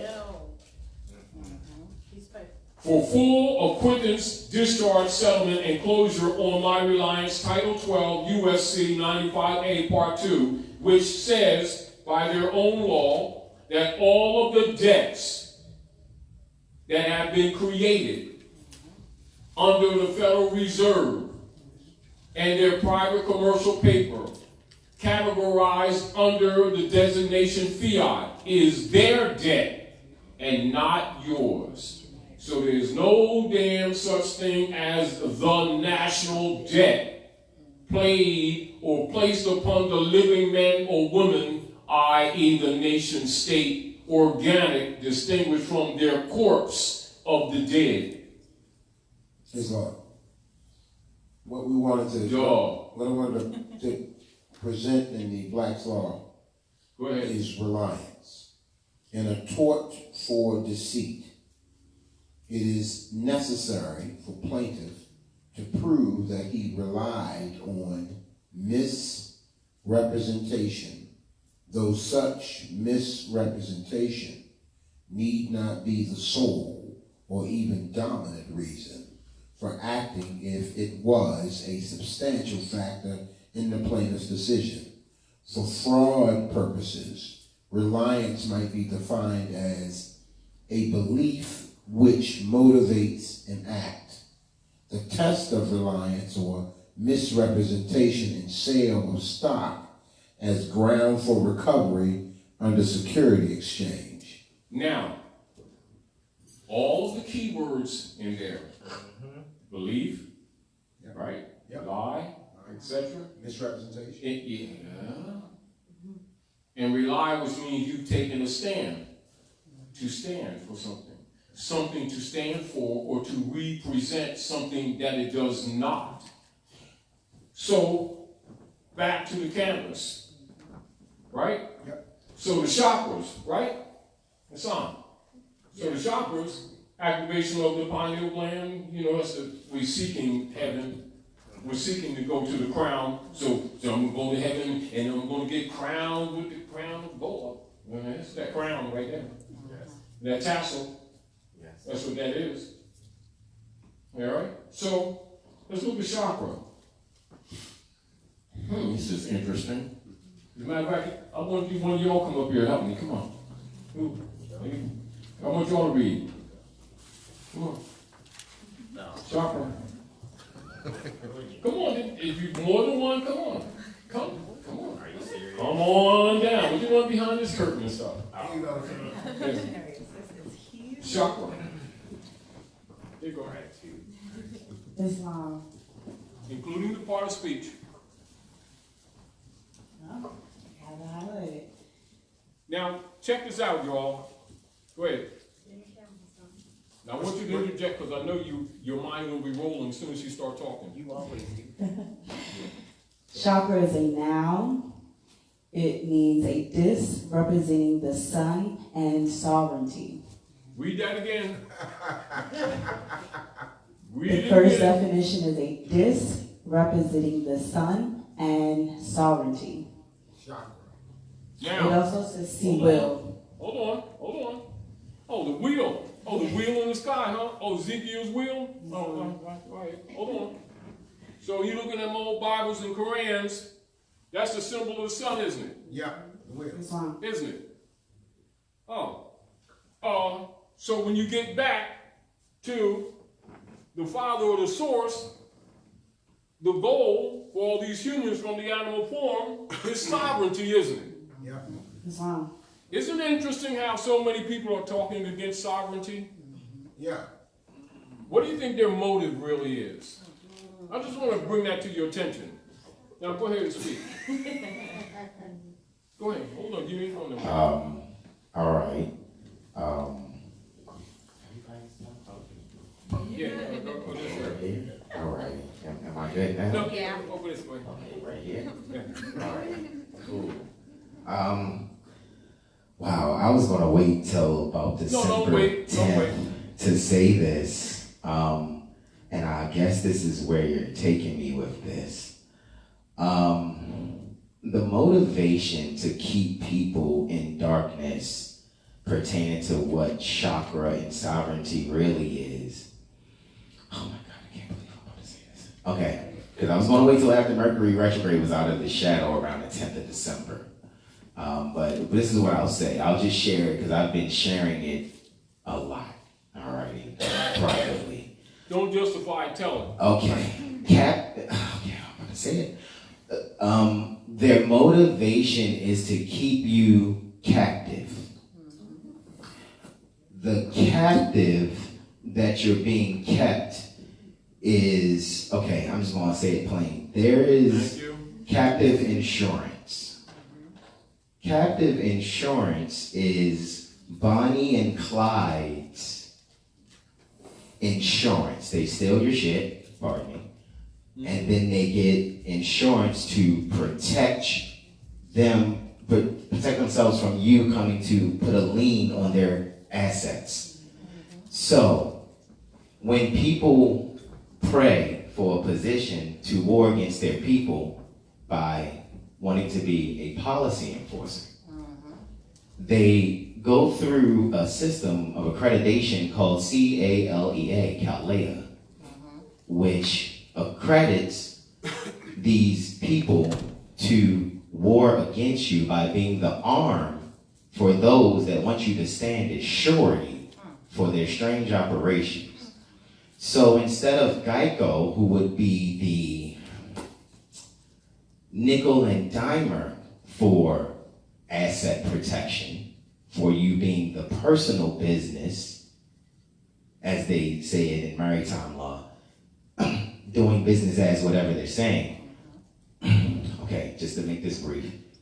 What is happening is there are groups of policy enforcers, fraternal order brothers, who will get, let's just say if you're talking, one I studied was South Carolina Captive Insurance Association.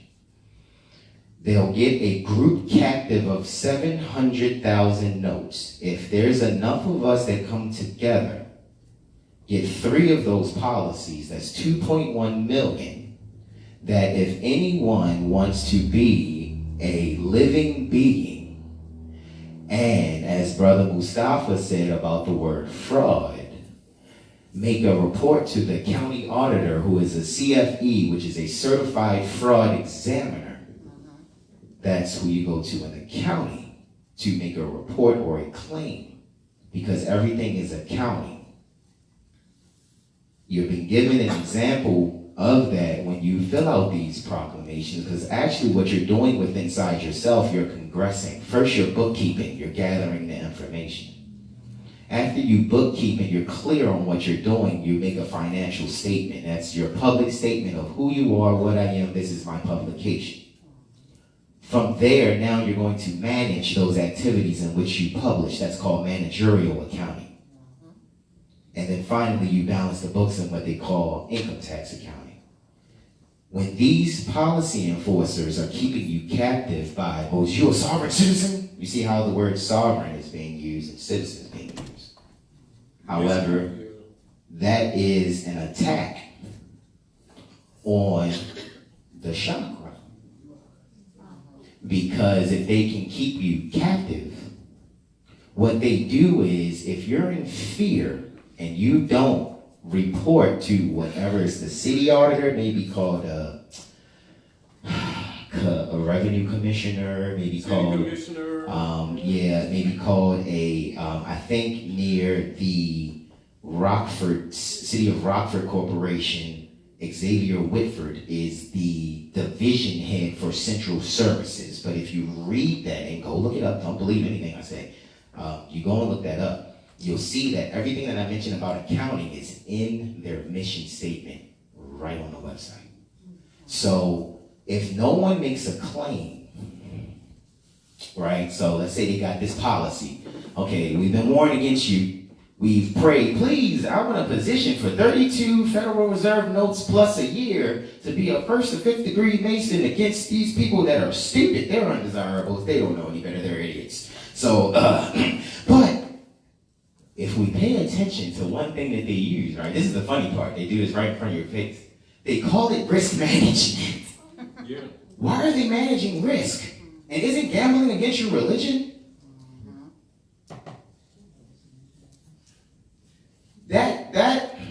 That's kind of tough, but let's just kind of go into it. So what they're managing with the risk, this is how they manage the risk. Let's say we make a claim. All right, they ran us off the road, they forced us to contract, they demanded private information. So we write a cause of action in plain language like that, and then take it to the, let's say, the county auditor and whoever the city revenue commissioner is as well. All right. So now with that being said, now that we make a claim, they're going to hire a staff attorney to try to Jedi mind trick you into thinking you're doing wrong and you're not following the law. When you are the law. All right? You're the Fresh Prince. They're Jeffrey. All right? Because they're public servants. Hoping that you don't see the exit over there that's not lit. They can provide the exit, but they don't have to light it up. So a lot of the exit that people have been looking for is, how do we make a claim?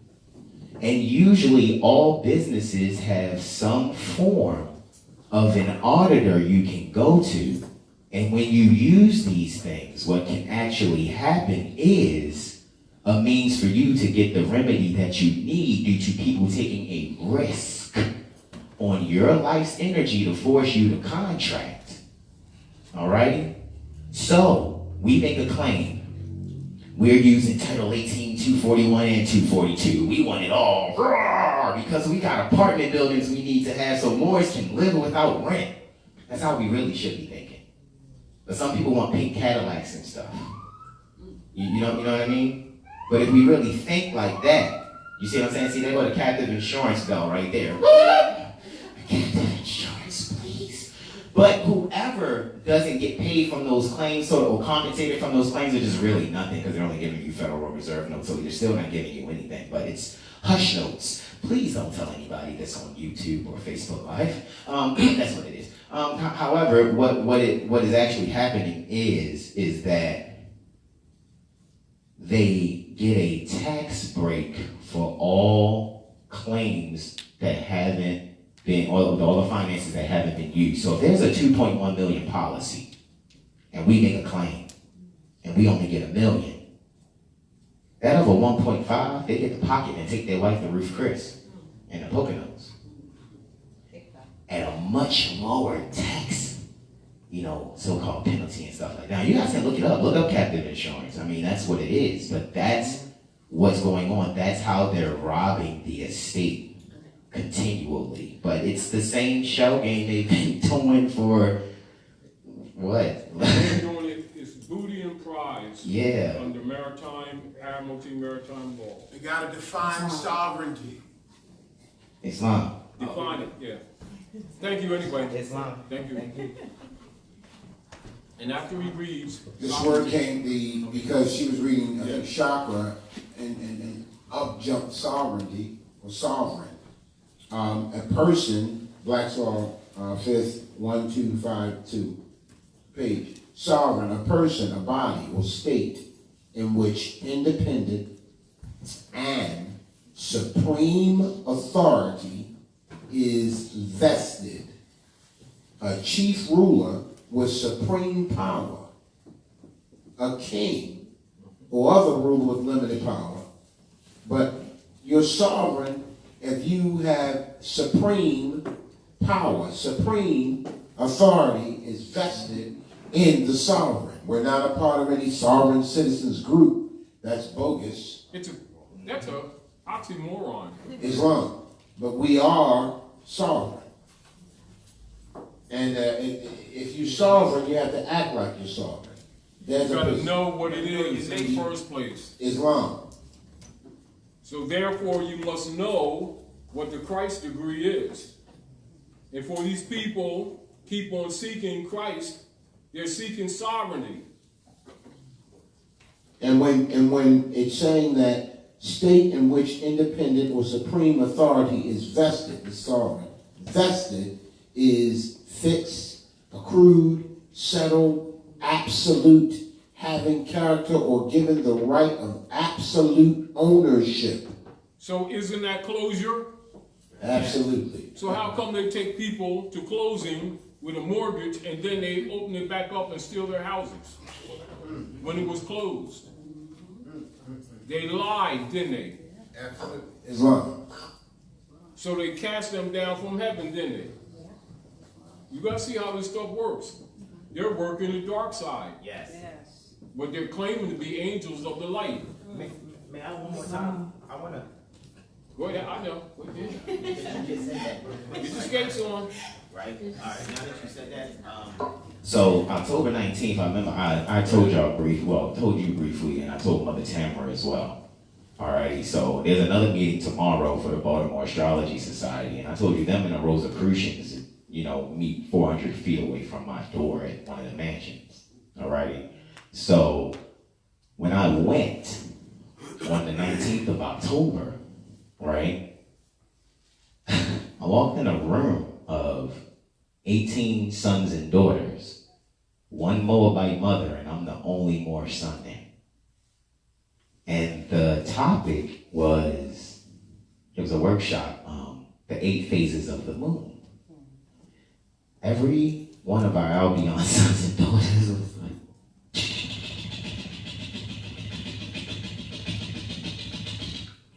and I'm like, they're really writing everything that he's saying.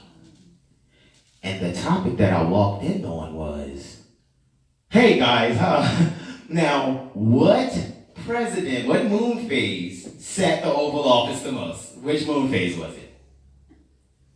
What he's getting to is, in their natal charts, the different praetors' natal charts, what moon phase was in their natal chart and which one has sat the Oval Office the most? To date, it is the gibbous moon. The gibbous moon phase has sat the Oval Office 13 times. We have one now who is almost exactly the same degree difference as Andrew Jackson.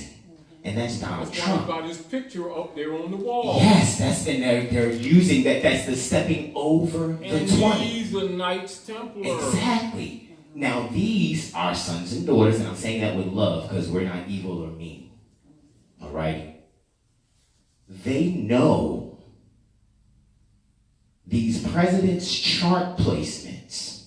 I mean, even down to Fillmore. Who remembers President Fillmore? Exactly. No one. They know his chart to a science, to the point where it had me really for a second go, oh yeah, we playing. We need to, if we don't have some kind of astrology society amongst ourselves, we're done. Hold on. You do. Bring it. You do. Come on, bring it. It is called the Moorish Science Temple of America. Thank you. Thank you. Problem. Infiltration. Islam. Problem. Dark priest infiltration. Islam. Problem. Priests of light have not spoken up. Solution. They don't control the movement. They control the club. Islam. Solution. We're here at the House of Reawakening Minds. So what? Islam. Now they say, they stole my bike. I can't get to Atlantic City. I got a tricycle. I can walk. I still can swim. And I got some balloons. I can fly. I don't have to sit behind the cage. I can't open the gate. No big deal. Look up. Period. How about that? Try once. That's how you work it. So if you're not seeing one way, you're never blocked. You just believe that you were. Islam. Beliefs are chained. Dump them, and you're liberated. Yes. Islam. It's that simple. But they trusted them, didn't they? Yes. They breached their trust, didn't they? Yes. So, does that stop you when all sovereign rights revert back to the people? Through the constitution of man in nature? Thus, nature's law, nature's God, the great circle, outside of that house. They can't own that. It's a birthright. Thank you very much. Oh, anyway, if you have anything that you want to, go ahead. Now, keep it What on that word are you reading? Sanskrit. Chakra. All right. Now, go again, because I want you to Islam. have fun. Again, chakra is a noun, and the first definition says it is a disc representing the sun and sovereignty. Second definition states that it is a sharp, circular missile weapon carried as an attribute by Vishnu. Also, such a weapon actually used by the Sheiks. Taj, do you care to elaborate? Now, keep this in mind. When they hung Jesus on the cross, what did they do? They pierced his side just beneath the heart to let the blood out, to make sure that he was dead, but they thought they killed him. That was their intention. That's their belief. But he rose again, didn't he? Islam. So when you see George Washington close the lodge at Broad Street, at Chakras, where we're going tomorrow, he closed the lodge like this. Whoa. They thought Hiram was dead, but he wasn't.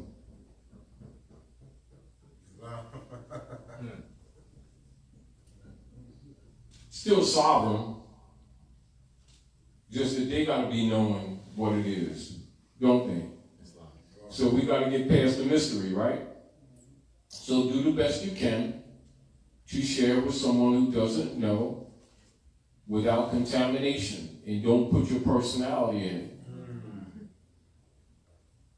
And we'll pull your pants up. No one's interested in the railroad tracks on your drawers. No. Respect yourself. Islam, Dr. Nayo. Thank you very much. Thank you. It's like this. Concept, isn't it? The point the point that I want to go ahead. The point that I want to make is when you go and you start going into the etymology of words, what they mean, they're often not what people think they mean, and they're also not limited to what people assume that they are. So when you're looking at the tree of life, and you look at the activation of the 7 chakras, and you're recognizing the kundalini, or the ascension of Jesus into heaven, or the activation of the caduceus, medicine, or the snakes of the spine, anointing my head with oil, Whoever talks about sovereignty. See why the canvas? Because most people don't relate. You get the point? And as you were talking to me earlier when I was in the train station, because the noise was in the background. Yes. He said, I just wanted to share with you, trust in the state and nothing. You're right on. Dealing is, what do? You try to introduce people to what's really going on without offending them, Right. on a level where they can comprehend, letting them know that you're not going to stay there. But look at this. Because you need to look at this to lay a foundation for what you got to get later. Exactly. Yes. You gotta meet them where they are. Yeah. Exactly. But you must be fair and tell them that. Yes. So they don't start believing that they've achieved. Or that you're where you are going to be, because you're not. Dr. Naima?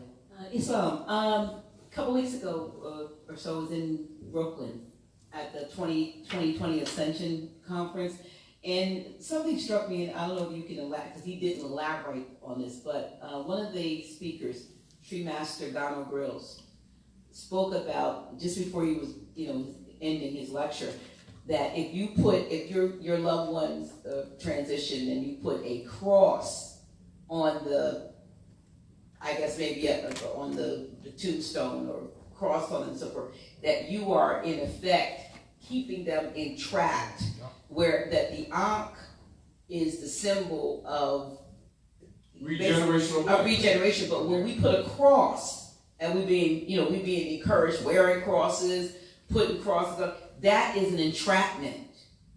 Well, it's meant to be, and this is called, casting spells. So you're saying what was the intention in the cross? Okay. Yeah, the intention. Now, but also comprehension. Right. So it must be understood. If you're looking at it from a metaphysical, symbolizing entrapping them in the carnal realm, that the spirit doesn't leave the body. That's the intent. But the cross doesn't mean that in the negative. It just means earth bound or earth glyph. So it's the negative. And so I think a lot of now what I'm picking up, and I'm not saying that this is what it is. Hearing you say that, I'm trying to pick up the energy of the one who projected that. Okay.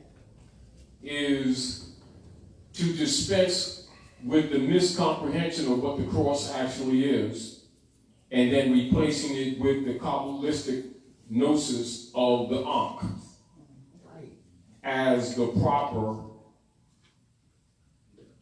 But it must be said, the cross is not to be rejected. It is ours. Plumbing level. Do you understand what I'm saying to you? And I'm just saying it because I'm feeling the energy that's where that projection was. Where someone's teaching Afrocentricity or Egyptology, right, and they're trying to dismiss Christianity and then say this is what it really is type thing. Right. Yes and no. Because we are Christians too. Uh-oh. Do you understand what I'm saying? But you must know what that means. Is what we're not is Constantine. Islam. All right. Are we clear? And that must be understood in its proper context, because people will always take it wrong. Right.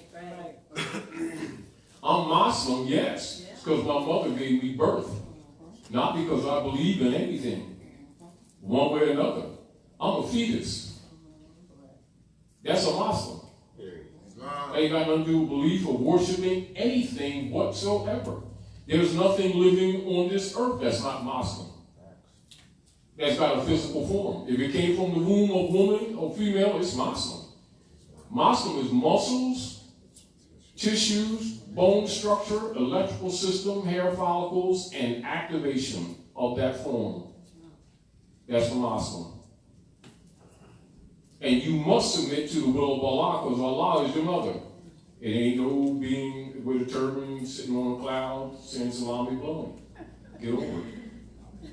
Now that's just the truth. Now it's not what people believe. It is the truth, though. Now people can convert it into a whole bunch of other things, which they have done, which it is really not. But have fun. You understand what I'm saying? And so my point of it is, what we seek to do is honestly get back to what things actually are. Absolutely. Whether you accept them or not is not the argument. Tell the truth. Because you're not going to clean this planet up until you tell the truth. She will not, matter of fact, right now, she's not tolerating anything. Because she's going to cleanse her, because they don't know this, that she's living. And she's going to cleanse herself of everything that's the translation, she's taking a bath. Like really, like for real. Now you can put that metaphorically, but that's factually what's happening. So when the earth goes through the futon belt, which I think we're in that area now, the energies of how all the planets, meaning this, let's look at this. This is a lesson for you. Because you're going to work this out because you got that kind of brain. Because I already know you ain't left field. I know you passed left field and back to the other side of it. But because you have more than one eye. So some people may not understand where you come from. I understand exactly where you come from. As the earth, and we're not just talking about this Gaia, we're talking about this whole system of this particular solar system being a minute of a greater solar system of an outer wheel. Yes. Going through futon belt. All of the planetary energies hit differently than they ever were before. Therefore, ordinary astrological readings are muddied. Mm-hmm. Now, that's like true. Not only that, true north ain't true north no more. And even sidereal readings is a good guess. Oh, man. Therefore, you're going to have to really go within and trust your feelings. Say that again. You're really going to have to raise that price degree to make it through this thing. Because things that were are not. It ain't a matter of what you think, what you believe, what somebody told you. We're talking about the real physicality of this operation that reflects in the abstract. So you can talk about how, like you can move over, when she says, move over here, and I'll stand over here, move over here. When you're out of the view of the camera, it doesn't matter how clear the camera is. It is no different than average astrologers doing a general analysis of the ruling planets or the ruling constellations at different millennia chronology cycles. Yes. And this is why you hear me sometimes bring it up and not necessarily argue or refine it. Right. That people keep forgetting that Uranus and Saturn are ruling right now. Yes. And you can constar it, you can look the star of it or consider it. That's right. Not to do so is not intelligent because we're often always looking at, well, Uranus rules Aquarius. Right. Or Saturn rules Aquarius. Well, It's other levels. Saturn and Uranus is partnering. Yes. Do you really understand what that means for this planet? Really? Really? We say we do. I think most don't. Because they're still kind of measuring from the standard approach. And I'm not condemning that. That's almost like the automatic. Meaning that the automatic is 1, 2, 3, 4, 5, 6, 7, 8, 9, 10. Oh, I got that. 2 and 2 is 4. Yeah, I got that. Maybe that ain't exactly working like we kind of always. Go ahead. Okay. Get the mic, as a matter of fact. Why are you getting the mic? Summarize the explosion of Saturn and Uranus. You know, come on. You gotta look at this. When people are looking at the ruling planets, or what they like to call the lords, That's right. in the heavens, or the wise men looked up at the stars to calculate the birth of Jesus type thing, or the transits of Jesus, doing what the ephemerides chart of positioning, the cause and effect, the reciprocity principle, you know, which is what Yahshua or Jesus represent, justice. So therefore Jesus means justice, or Jesus means justice must come. Right. Or the new age, or the crash, or the rebirth, or Jesus come again. Well, they're usually thinking immediately in their mind Saturn or Uranus. That's their general association. Nobody, not that they're not, I'm not saying that they don't, but the average person's mind is not thinking that Uranus and Saturn, the spanker. That's right. So Uranus, you can look at a most powerful electrical charge, which kind of represents that everything, no mass can survive.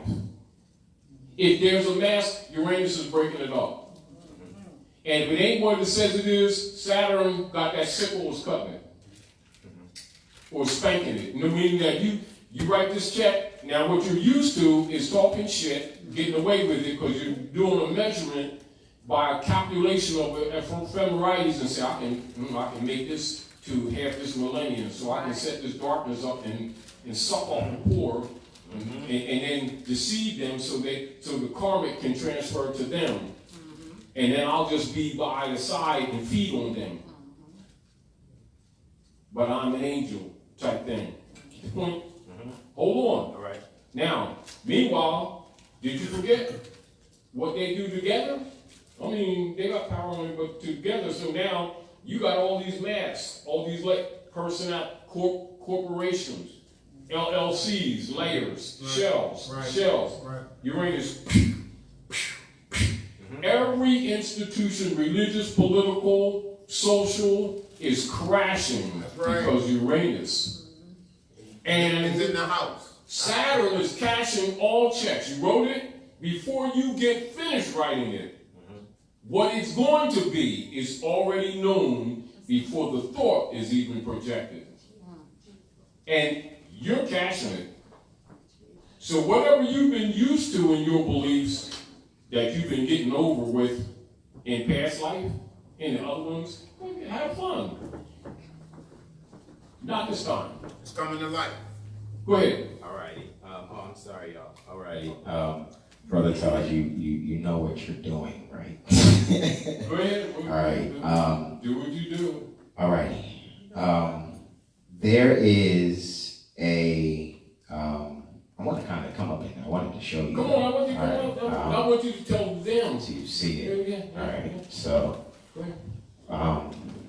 so you know, I'll speak on the surface first as far as your Time is short. All right. Go straight to it. All right. Uranus is appearing to transit, psychologically speaking, in the tropic, appearing to transit Taurus right now. So that's why people are having a sudden change with finances. That's on the surface. However, if you look at it metaphysically, it's Moses coming off of the mount with his 2 eyes, new apple tablets, right? He's got these new apple tablets and he's coming off the mountain, right? Talking to the burning bush. And now he sees the people worshiping Merrill Lynch. That's the bull. That's Taurus. So there's a change in that, a sudden change.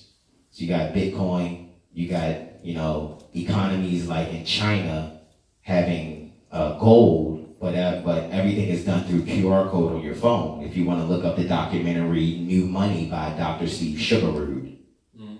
All right. Some of the stuff you sent me of Max Kaiser, the Kaiser report, you guys look at that. Now, my point. when Brother Taj, when you spoke on what does Uranus and Saturn really mean, okay, there is a theosophical society for those that love the Blavatsky-ness, you know, such as myself, where you're into ascended masters like Master Serapis Bey and all these like Cthulhu and all these different, you know, ascended masters that have given us great things.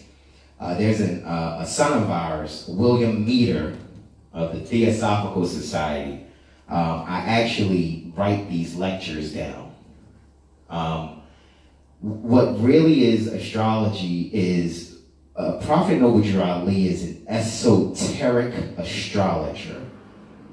Esotericism is you evolving your soul. The story of Hercules, just real quick. Yes. You're beating the nine-headed hydra with unconventional ways. You can't use the arrow aspiration is going to wake it up. That's Sagittarius. So that's Jupiter right there, which is going to go invisible for exactly 60 days. Mm-hmm.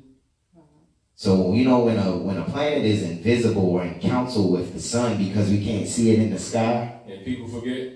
it's being purified. Oh, yeah. However, Saturn is going to be combust too, or invisible too. So those energies, a lot of people that they felt with expansion and discipline, it's going to be a lot of apparent confusion. But what's being said and what you're saying is, it's about esoteric. So even if you're somebody out there, sun sign, who's brave enough, Pisces, okay, Libra, right? Okay, so what rules normally, as Brother Todd said, on the surface, what rules you? What planet?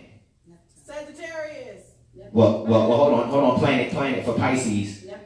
Neptune, right? That's in the contemporary, but in the ancient, Jupiter. Alrighty. Now, those are called dispositors. A dispositor is, hey man, pass this out real quick. Thank you, pass it up, everybody. Dispose of this to everyone. Okay, that's what a dispositor does. So Neptune is the dispositor for the magi within. That's your imagination, that's Pisces, all right? Yes. So that's the dispositor. However, Pisces' esoteric ruler, if I'm not mistaken, Pisces' esoteric ruler is Pluto. So that means the reason why your esoteric ruler would be Pluto is because Pisces is the saving force. It may give too much and be victimized by one's own heart. So one must, bring up the shadow in society in service to dealing with that shadow. That's what you was just speaking on. Mm-hmm. All right? So even in astrology, when we're dealing with the surface, when you get into astrology, you should be dealing with mind, tropic, body, sidereal. Mm-hmm. Depends on the Ayanamsha. A Bradley Fagan Ayanamsha is this. 25.4 degrees. In other words, wherever the equatorial plane intersects with the ecliptic plane, that is 0 degrees Aries according to the zodiac for the Earth, Persean Bay. Yes. That's different from 0 Aries in the sky constellation. Exactly. Because where that nodal point for the ecliptic and the equatorial plane meeting, that's what is being adjusted. That's where your ages are marked. From the age of Pisces to the age of Aquarius. Mm-hmm. All righty? So you have to know astronomy too. All righty? Because there's actually 5 churches or 5 circles around you. You have the horizon plane. You have the prime vertical, which runs from east to west. Mm-hmm. You have the meridian north to south. Mm-hmm. You have the ecliptic plane. And then you have the, what's that? Oh, goodness. It's like the Z-axis that goes through you. Let's see. It is an axis. It's another plane. It's just slipping my mind real quick. Goodness gracious. But anyway, it's going to come back. The point that I wanted to make though, when you're talking Aquarius, right? Aquarius. Now, naturally, your ruler would be Uranus. Yeah, basically.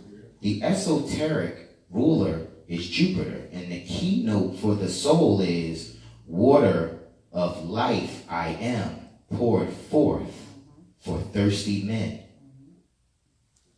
Aquarius, Double. whose esoteric ruler is Jupiter, oneness through differentness, universality, the hope of the future. How do we live as one? Diversity. So when Brother Taj is saying, do you really know, and I'm hoping I'm speaking to it properly, but I'm open for correction. Yeah, all right. So we can look at the surface, and yes, these surface things are and can be looked at as muddy, but the reason why it's muddy, because the truth isn't being told that you're looking just at the dispositor. Yes. So, Mother Nyla, you got Sun in Pisces, right? Let's say, just hypothetically speaking, it would be the Sun in Pisces in the first house, right? So let's just say, On the surface. right, on the surface. So let's just say, you know, the ascendant is on Pisces too. So you got the Sun and ascendant there, right? So now you have ruling your whole chart, Neptune and Jupiter. So you're dealing with higher mind, foreign education, things of these nature on the surface. However, esoterically speaking, what I mean by esoterically speaking, having your higher mind rule the slave, which is your body. So the reason we even do physical things on the Start earth. right there. Okay. Therefore, that's awareness. Yes. That refinement of looking beyond the surface is having a greater comprehension of the higher self, Yes. distinguished from the lower self. Although there's a connection, there's a transit between a consciousness of where you are along the path, so that you can make conscious decisions, left, right, up or down or around, truly where you are, astronomically, Yes. i.e. politically, to make a rational decision of how you guide this physical body while you're transiting. Yes. Go ahead. So, with that being said, you're always evolving. So, when we do get astrology readings or know these different things, really at the root of it all, what is to really be gained is you knowing how to read these things yourself, because you are the zodiac. So what's transiting above is transiting below. Yeah. As above, so below, hex alpha. Right. That's what Solomon's shield actually represents. Problem that we have is, now also when you're dealing with, say, the energy balancers on this planet as an example, if you were to go above this planet and look down at the poles, you would see hex alpha. Literally. Literally. So you're actually looking at nature. Right. However, it's within. It's not without. Now, key. The issue of the good or the God within, or I am that I am, is what you must project and reach to, what you're seeking. The art of the demons of outside God projections is what we have to defeat. Humanity is pretty much guided by the outside God projections. And therefore, their beliefs are really, how do you say, the abode of the devil. Yes. Yes. You know, but they think they're going to heaven. And so how do you pull them back? How do you get them back? Okay, so when... That's your question. But I'm just saying, that's what your work is. Yes. That's my point. Yes. So all of the angles that we're looking at, we must look at them and try to purify our relationship to them, whereas we can try to share it without being selfish, without being judgmental. Right. which is difficult because you have this. Yeah. And so that's your personal battle. At the same time, because the dark priesthood who have created all this negative on this planet by promoting this godship outside of self, have placed themselves within the minds of the people. And so the people are dead within because of the priesthood standing next to them, who have sold them gods without, that have no power to save, no will to save. And their salvation is within the I am. I wanted to add, I remember, and then I'll yield the floor. I remember when Brother Hannibal had shared in his Moorish Magi lessons, and I took advantage of going outside on November the 1st. It is so real. Yeah. It is so real. And people really grasping the astrology and really working on your soul evolution will do you so much more. You will feel a huge weight come off of you. You know what I mean? Because it's also called shadow work. Yes. Now, for those of you who know, this is why you're given this like this.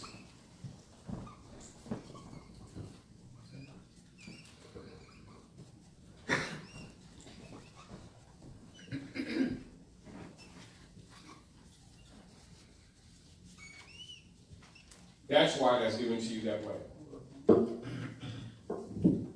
Distinguished from the dots outside of it. That's what that really means. And that's also the seventh seal or the great seal. Because I self-law and master. Also I self-lord and master. Also, no masters, no gods. Once you really, go ahead, have fun. A brother, Terrell Sweeney Bay, near the Ohio State Republic, Cleveland Corporation, actually. Very promising and budding astrologer and musician. Shared with me and Brother Kusala and a few other, people out there, the intro to, I think, the first Maleficent movie. Is anybody? I haven't seen Maleficent. Maleficent. Right? He's telling you. In the intro, they say that the Moors were the only people that didn't have a king or queen. They trusted one another, and Maleficent is actually the guardian for the Moors. Yes. I yield. Now, this is the other thing that you must understand. Actually, the name should You know the story. Thank you too. Thank you so much.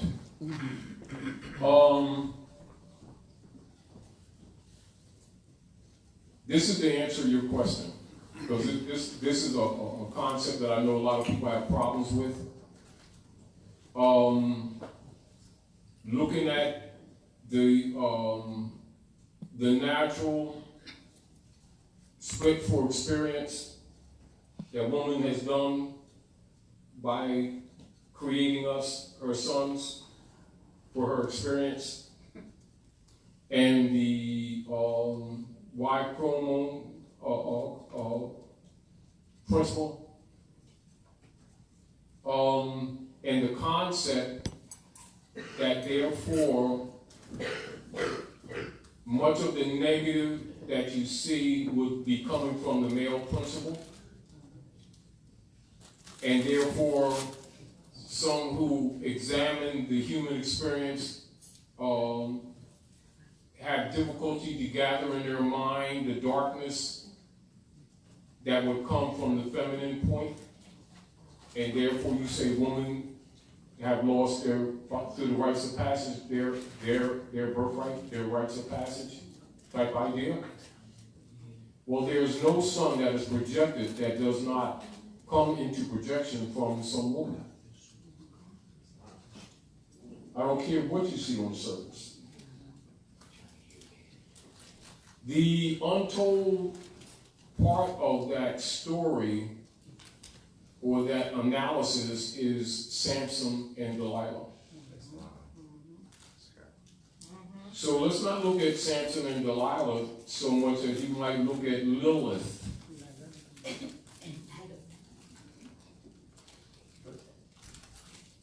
And it's not that you haven't been told.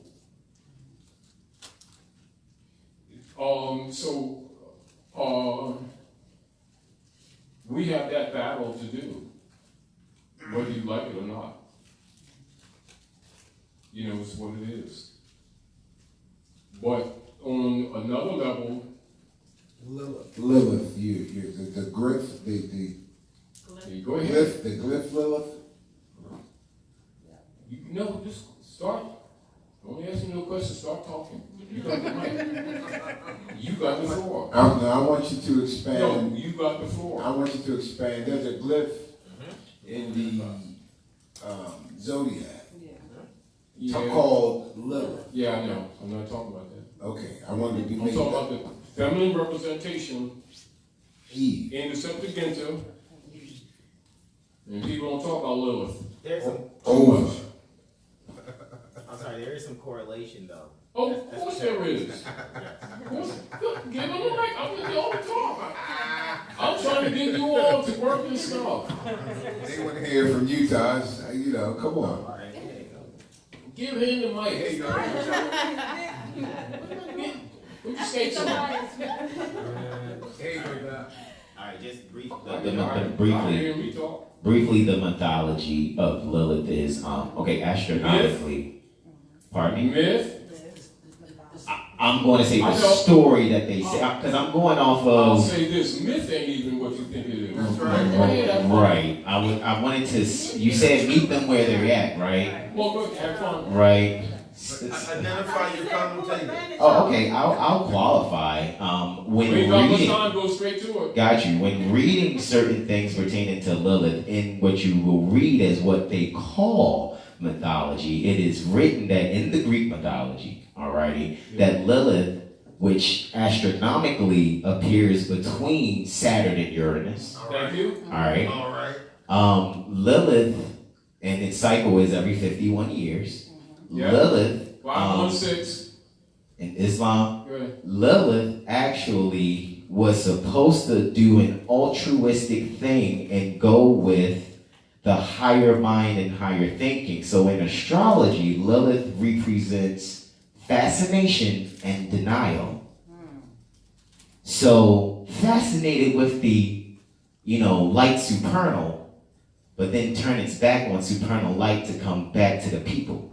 So Lilith can either be looked at as one who denies a higher purpose, or one when getting to the mount sees the higher purpose and realizes that they have to bring it back to the common people. I yield the floor. So how do you convert that? So now you caught with the dichotomy, and is this not unlike the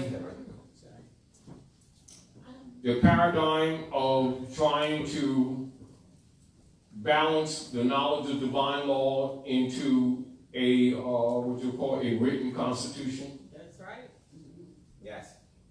And trying to balance between nature's God and nature's law and the ens legis of man's law, and refining and knowing the difference and not disrespecting man's law necessarily as it's often projected that you do, but having a knowledge of divine law so that you can make the distinction. Geppetto is not Pinocchio. Because you've got, whether you like it or not, you've got that physical body to learn. Don't disrespect it. And if you're here, you've been broken, and you're here to learn lessons. Respect it. If you were told everything, you wouldn't take the lesson. So why are you here? Shouldn't you have an idea about those nudes? Islam. That's the point. Yes. So you can look at Lilith in many ways. You ask for the light, you get it, and damn. You can look at it that way too. I hope Jesus will come give me some sandwiches and shit. That's baloney. Damn, I don't know about that.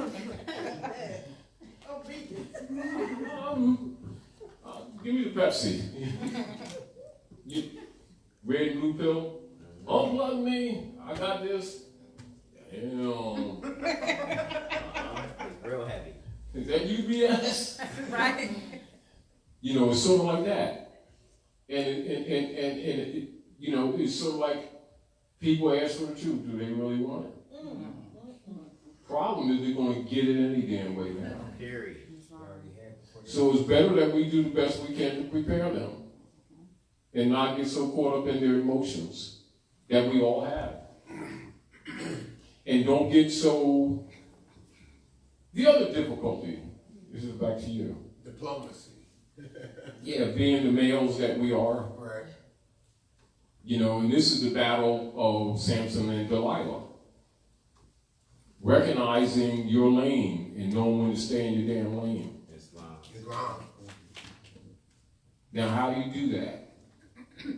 You know, you kind of mad, you know, you glad and mad at the same time.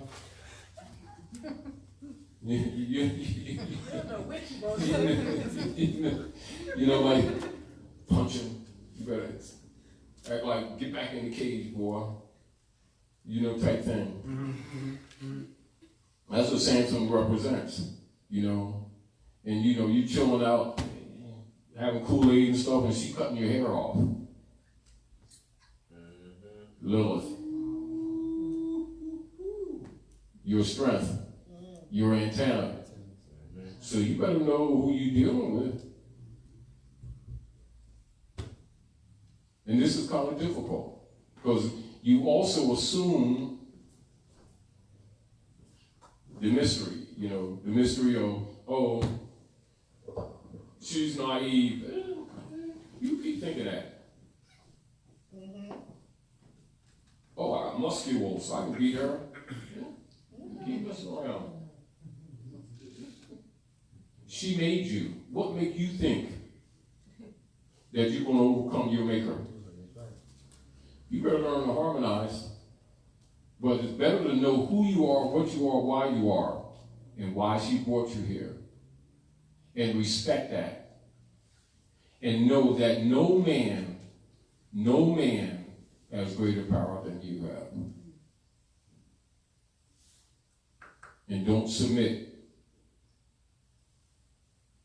Develop your own higher self. Do your shadow work. Yes. And stop trying to shortcut with magic. Islam. Speaking of magic. You understand what I'm saying?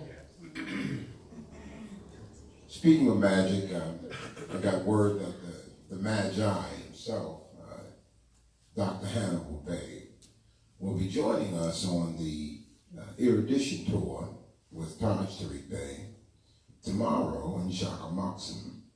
So it's at 12 p.m. Where is the Masonic Temple in Philadelphia, Chakras. It's Center City, City Hall. And the meeting area is 1 North Broad Street. So come on with your turbans and fez if you got them. And let's have a good time. We're going into the Masonic Temple. And your guide will be Taj Tarik Bey. And I don't know if you had the opportunity to see Taj Tarik Bey do his thing on the tour, pointing out signs and symbols. And then Dr. Hannibal's there, and it's just a wrap. So you're in for a good time, you're in for a fun time, you're in for a time of erudition, not education. Erudition, and we want to invite everyone. We got people coming from a long way.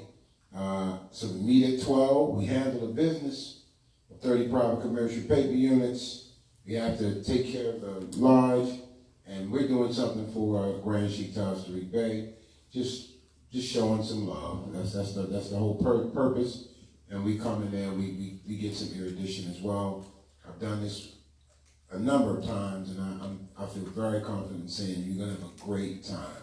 So we go into the Masonic Temple, and then the Grand Sheik leads us on a little walk to City Hall and point out incredible things that are hidden in plain sight. In your face. In your face. That confirms beyond a shadow of a doubt. Sometimes you see it and you say, well, why are these people still walking around here calling themselves black? They don't see this? I didn't know it was 1.5 million of us here, there in Shakamaksim, but anyway, guys, we want to support Grand Sheik, we support the House of Reawakening Minds, and the sponsor for us is Our Voices, so I'm excited about that. But it's for your erudition and us to show some love to Taj. That's it. Islam. Anyway, I want to thank Mustafa for doing a lot of work in the background, because you already know I'm busy most of the time. And but I do look forward to most of you and others, think for yourselves, and respect yourselves, and get things done. They're really not for us, it's for the generations to come. And for the ones who are now who choose to, though most of them probably going to be sacrificed by their own will. My position is give the children a chance, because I think my personal is personal.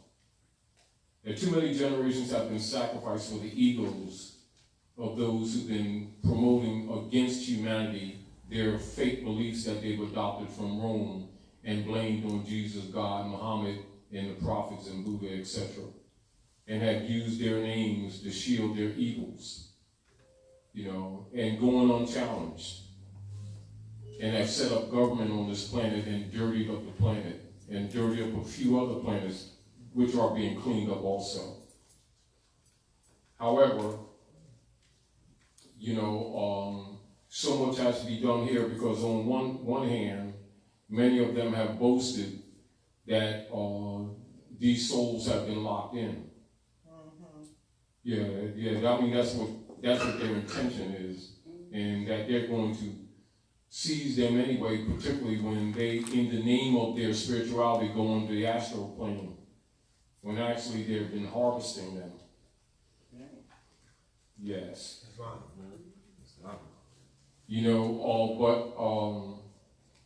we already know that within them, that monad is actually a fire that can't be put out. That's right, the light. It can't be put out. And all I'm saying is blow a little bit of air on it. If you don't do anything else, blow a little bit of air on it.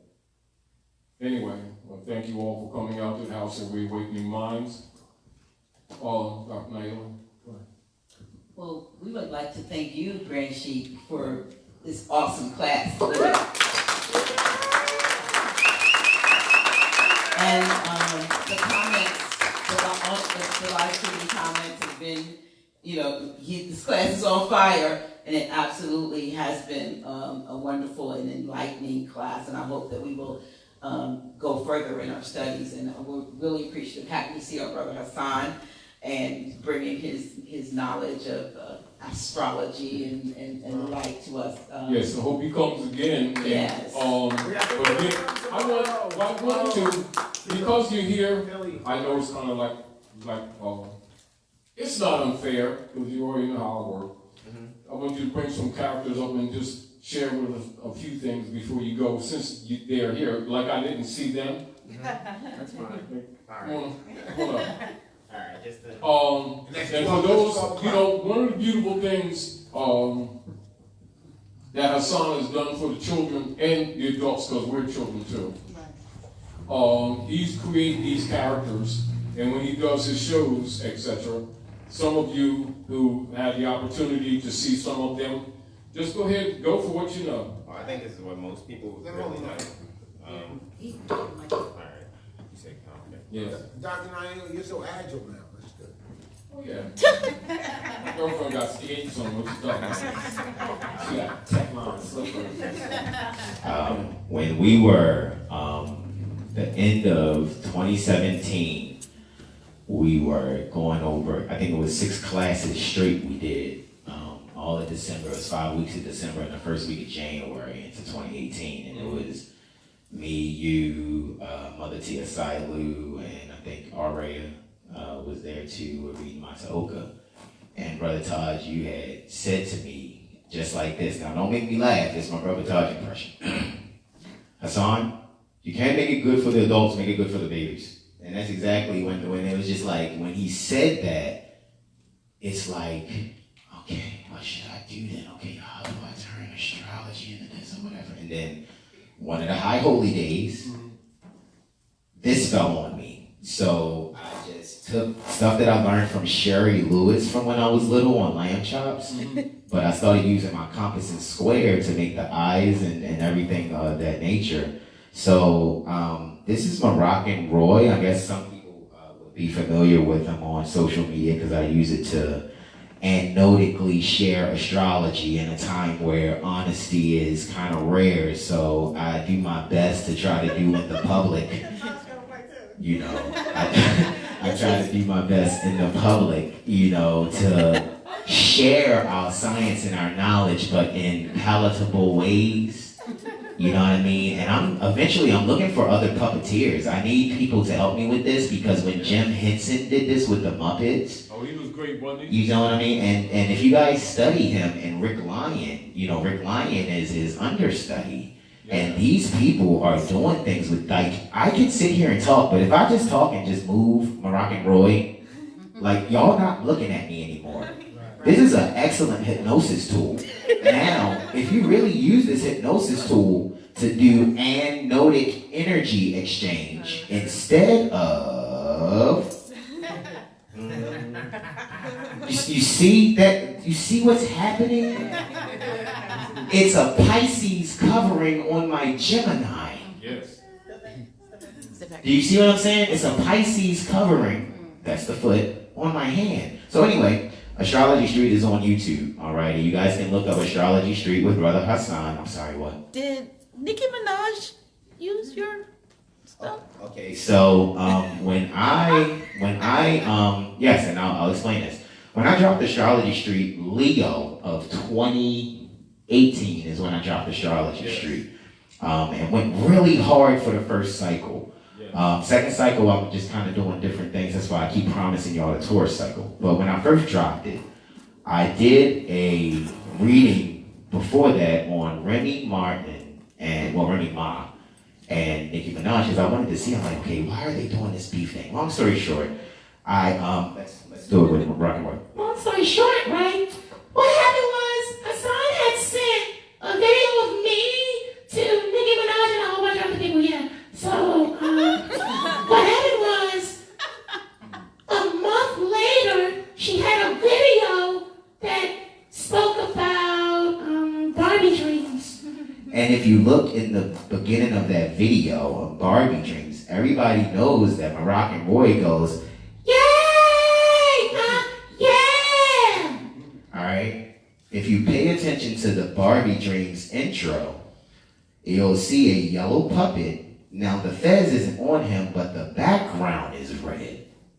So his head is covered in red. All right, I'm sorry, I was pointing to the Moroccan flag over there, to our standard.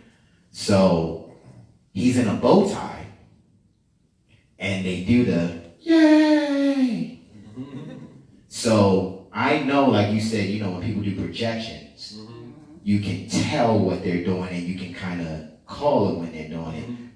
Imitation is the greatest form of flattery. Yep. And there's more to that quote, but because it's for people who basically can't, you know, do whatever. But I took it as a compliment because this is what this is used for. This tool is being used to force families, and I hope that's not mean to say, but to get into what you're presenting. To your culture. Period. So I remember I told Brother Hannibal, I was like, I'm the jester. He said, you ain't the jester, I'm the jester. Because the jester is the one that can sit here and joke and be hee but is jurisprudent to a T. Because he's going to use his jokes and stuff to teach or to share information. And a lot of people looked at the jester in the court as somebody who was just a clown. No, that was the one who could. Not really. That's not what they were really used for. Well, He's a joker. Exactly. The big joker in space. Liaison. Exactly. I'm just saying the image that's given is like, no, that's the diplomat. Period. That's the one who is like, whoa, y'all over here and y'all over here, chill out. I'm just going to be the guy to be able to make sure you guys don't, he's the clearinghouse, is what they would call it now. Yeah. The jester is the clearinghouse. Mm-hmm. The buyer and the seller need to make sure that they're going to make good on their exchange, so the jester is the one who's mitigating that. Is that the right term? You can say that. And he's a liaison on principle. Islam. But how do you say he does it with a smile? He acts like a clown. Does it with humor. In other words, he keeps everybody, keep the anger down. Yes. The unreasonableness out of the way. And reminds you of your obligations to treaty. Yes. Islam, I yield. Oh, okay. Well, so you guys want to subscribe on YouTube? It's Astrology Street with Brother Hassan. So this is Moroccan Roy here, and Brother Taj had Potentis Ray on there, and I've been going to like different events and workshops, taking I've produced literature, so there's like blocks, astrology blocks, and people are like, oh, why didn't you make them out of wood? And now I see people have blocks with wood, so I figured if you could teach children origami at the same time, teach them astrology, and you can actually collapse those two and put them away. So they're actual flashcards that can be constructed into cubes and then collapse and put away for later learning. There's also an astrology coloring book that I've produced as well. But all this is, not to, just, oh, this is for me. And like, it's literally, I literally almost give this stuff away. It's people, give what they can give, but I literally try to give away more than I actually get from you guys, because at the end of the day, if we all know astrology, oh man, you can really move some stuff. Say that again? I said we know ourselves too. Indeed, you know what I'm saying? But when you, man, know thyself and thy father God Allah, that's an astrological statement. It's a statement, yeah.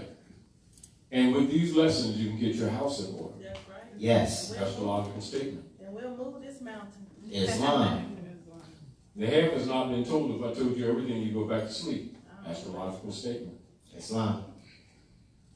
I yield the floor. I mean, is there anybody have any questions or anything? You're on Facebook, really fresh.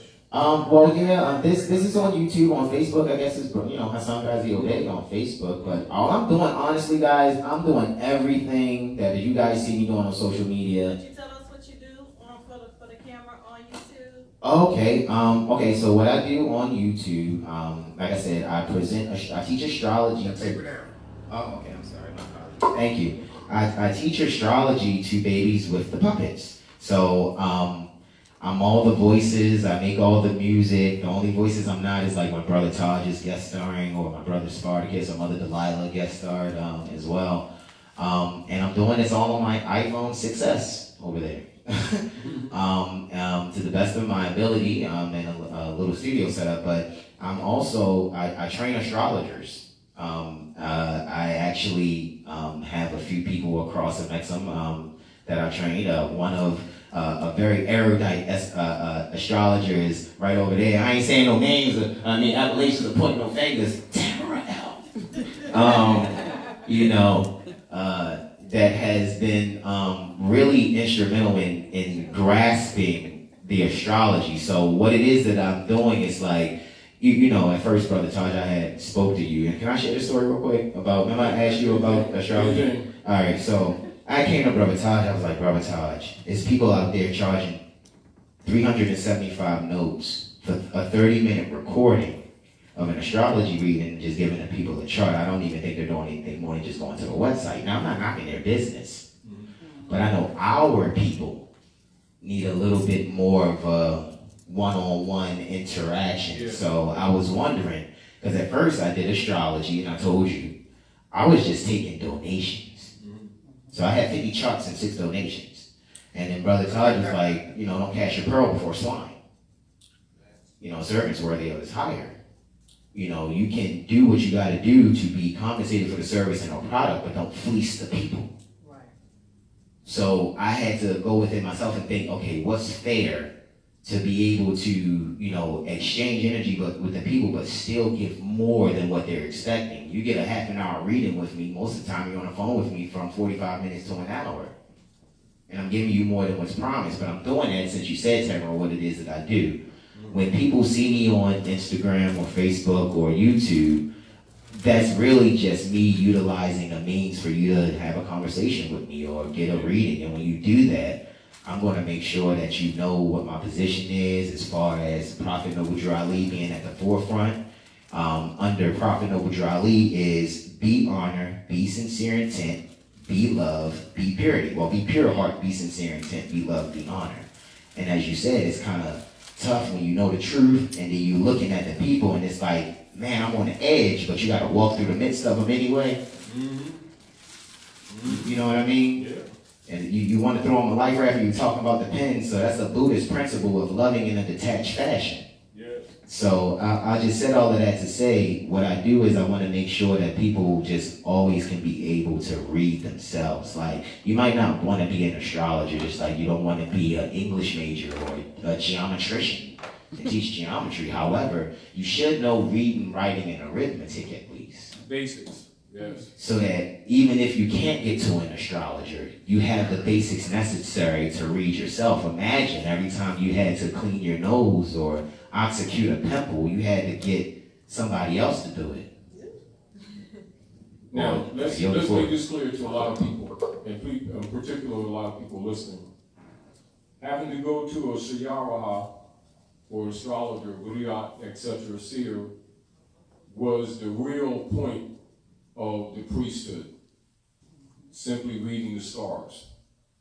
And they have contaminated that whole platform and corrupted that whole platform for selfish gain, selfish meaning, selfish projection. And this is why they don't teach the truth of the higher self and the lower self. And the chart reading, which is looking into the heavens, you know, praying up to the heavens, P-A-R, P-R-A-Y. Not P-R-E-Y, and they've been just doing the exact opposite.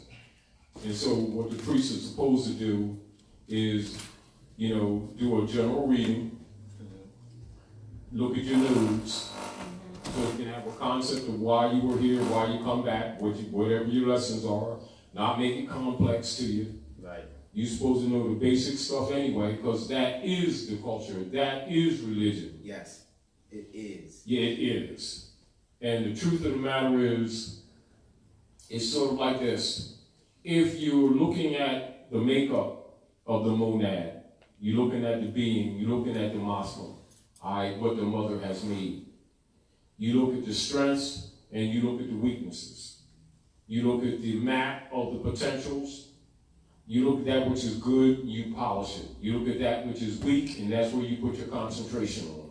That's all. To keep it simple, that's what it is, in order to perfect the temple of the Lord. That's right. That's all it is. Yes. So sort of like if you're weak on this side, and you know you need to be more balanced, ambidextrous type thing. So you do some push-ups and do a little bit more on this side to strengthen this one. That's how it is. Okay. Go ahead. Okay, I'll be open and honest then. Yeah. All right. So my South Node is in Sagittarius in the 5th house. So what that would say on the surface is there are many past lives that I've tarried the land, getting wisdom and information on my own, living like a monk. So now, since that's where the South Node is, as above, so below, the North Node is in Gemini, in the 11th house, which means I don't eat unless I teach everybody else how to eat. Yes. Y'all didn't get that. Okay. I'm going to say that, I'm going to get that, because that's heavy. You know, That's it's simple. heavy. Simple for the average person. All right. Simple for the average person. All right. If you want to save yourself, the shortest path is to save someone else. And that's my destiny. The North Node is your destiny. South Node is your comfort zone. And then you look at the duality of the Gemini. And that's also a battle you look at while you're doing it. Because I have to do it within me first and teach my members within self first. It's the wedding, okay? There's a pyramid of glasses, and you take one champagne bottle and you fill that one cup at the top. And as it begins to pour over, it fills everything else below it. Yes. That's what you're to do with what Prophet Noble Ali brought us and with astrology. Yes. Yes. Anyway, thank you so much, Hassan. Thank you. Keep up the good work, too. Can I get the mic? Again, thank you for coming out the House of Reawakening Minds. Thank you, Tamara, for doing the production work in the back. A lot of times people don't see you, but we see you, we know you, we love you. Thank you all for coming. Those of you who are listening, support the House of Reawakening Mind because it's supporting you. Also want to say, Grand Sheik, we will not have another live class here until the first Friday of December, but on next Friday, Sister Tamara and I, you can catch us live on Facebook and YouTube and press us. We haven't gotten to the point where we really need an audience in person, so don't trouble yourself to come out. But please support us. Please check us out and tune in and Cash App us and PayPal us and all that good stuff. But we will be back here. You get 2 weeks off. We do not do fifth Fridays. I think we have 5 Fridays. What y'all be talking about? We don't talk about y'all. No. We'll be talking about whatever, our divine creator puts on our collective mind. Oh, y'all want to talk about tea and all of that? Oh, no, we're heavier than that. We're deeper than that. Okay. But we'll be spilling the tea. No. The interesting thing, as Hassan was saying earlier, and this is when we were coming back here in the car, and we were talking about one of your next books. Yeah. Because actually it's 2. You still have that other poetry book you still have to do. Yes. And the structure when you were talking about rather than being linear, right, around structure and linear, right, it is more of a growing philosophy. Like this one. Yes. Because it really is, and this is back to it's kind of interesting when you say changing, yet not evolving. Yeah. Yes. And it's sort of like, because even what's new is old. Yes. Truthfully. It's a cycle. Yeah. It's sort of like the future past. We talked about this being dynamic, like, the growth, the process being very dynamic. People like to think things are static, but they're not. What I believe today is probably not going to be what I believe tomorrow. No, not what you believe. You don't believe none of that. I don't believe it. Right, Things they're dynamic. Tomorrow is a whole different day. Yeah. And I may discard 95% of what I held on to the day before. Because if you but it's okay. Because if you take that solid position, particularly on the concepts of the institutional constructs, you'll immediately look back at your writing and say, "Oh, no, I got." Edit. It's obsolete. May I say when Brother Mustafa had brought up reliance? Yeah. Rely deals with what you're speaking on, and that's assembly. So your first Bill of Rights lets you know you have the right to peaceably rely. Yeah. Now, and this is the whole point. Because in that structure of the reversion, what it's saying is that you yourself, the FOFA trustee, who are clearly in breach and have been, for your own gain, assuming me as your surety, and this is all that you built your wealth on since 1861, 1868, converting the living into the dead with the straw, and then lying and saying my mother sold you through the birth certificate, which is what they're trying to recycle right now. You understand that they're in Belgium, because headquarters is in Belgium right now, and they're trying to recycle this, and then trying to get Donald Trump out, Knights Templar, because he's interfering with that. But he's assigned, he is assigned, and this is whether he likes it or not, he's assigned and will do what he is here to do, whether he agrees to do it or whether he chooses. Better that he agree, meaning better that he does it willingly, but he is doing it. And so they're trying to get rid of him because he is taking the Piscean order of gods out. Right. Even though he's made man under their order. Exactly. Which appears to be a contradiction. I understand that. That's the evolution that you were saying. Thank you. Right now. That's why I just wanted to tie that real quick. Thank you. You know what I'm saying? But the other point is I'm interjecting that so that people can understand the reflections of the heavens on the earth. As above, so below. That what is above is below. And whether they like it or not is irrelevant. But if they have some insight, they'll understand what they're looking at and not get caught in the dog and pony show. And just sit back with the popcorn and, you know, get some Cheetos over there, you know, here, they got juice over there and tea and water and stuff. And you open up your Cheez-Its and sit back and watch the show, because that's all it is. However, the other deal of it is the interjection on the world stage with the financial system, the crashing of SWIFT, the reinstitution of the Silk Road, and on both sides, sincerity and insincerity, for whatever their motives may be. It's going to be established irregardless. The deal of it is to try to get the heirs of the estate clean enough and worthy enough to start managing their own estate with honor and learning to love instead of hate at the same time. And recognizing that we're victimized, but we're not innocent either at the same time. You know, but don't worry about it, you will be fed. Okay. You know, One left. Yeah. you understand where we're going with that? Yeah. Yeah. Sheik first. Okay. All right. Yeah, no, I was gonna say, I was gonna say, like, when I brought up the captive insurance thing earlier, and I think when I originally brought it to you, and I didn't say the portion that I think, Brother Taj, I said to you in private, but the portion that I wanted to say to bring it to bringing it back to Prophet Noble Ali in the forefront, right?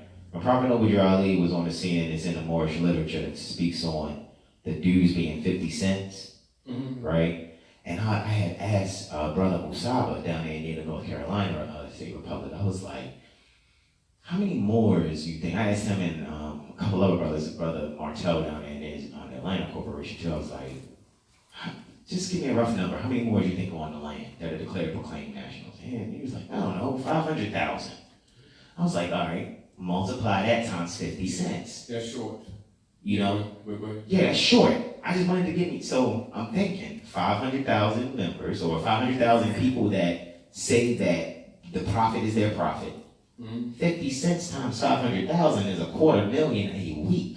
Now let's look at it this way. This is really what it is. But I'm not saying to get that. No, I'm just saying how. I'm saying this to you because of the thoughts that are riding around that. Right. All of that exercise is just to get them thinking again, but exactly. That's really all it is. Yes, not to use it to try to be rich. The deal of this, because this is the whole deal.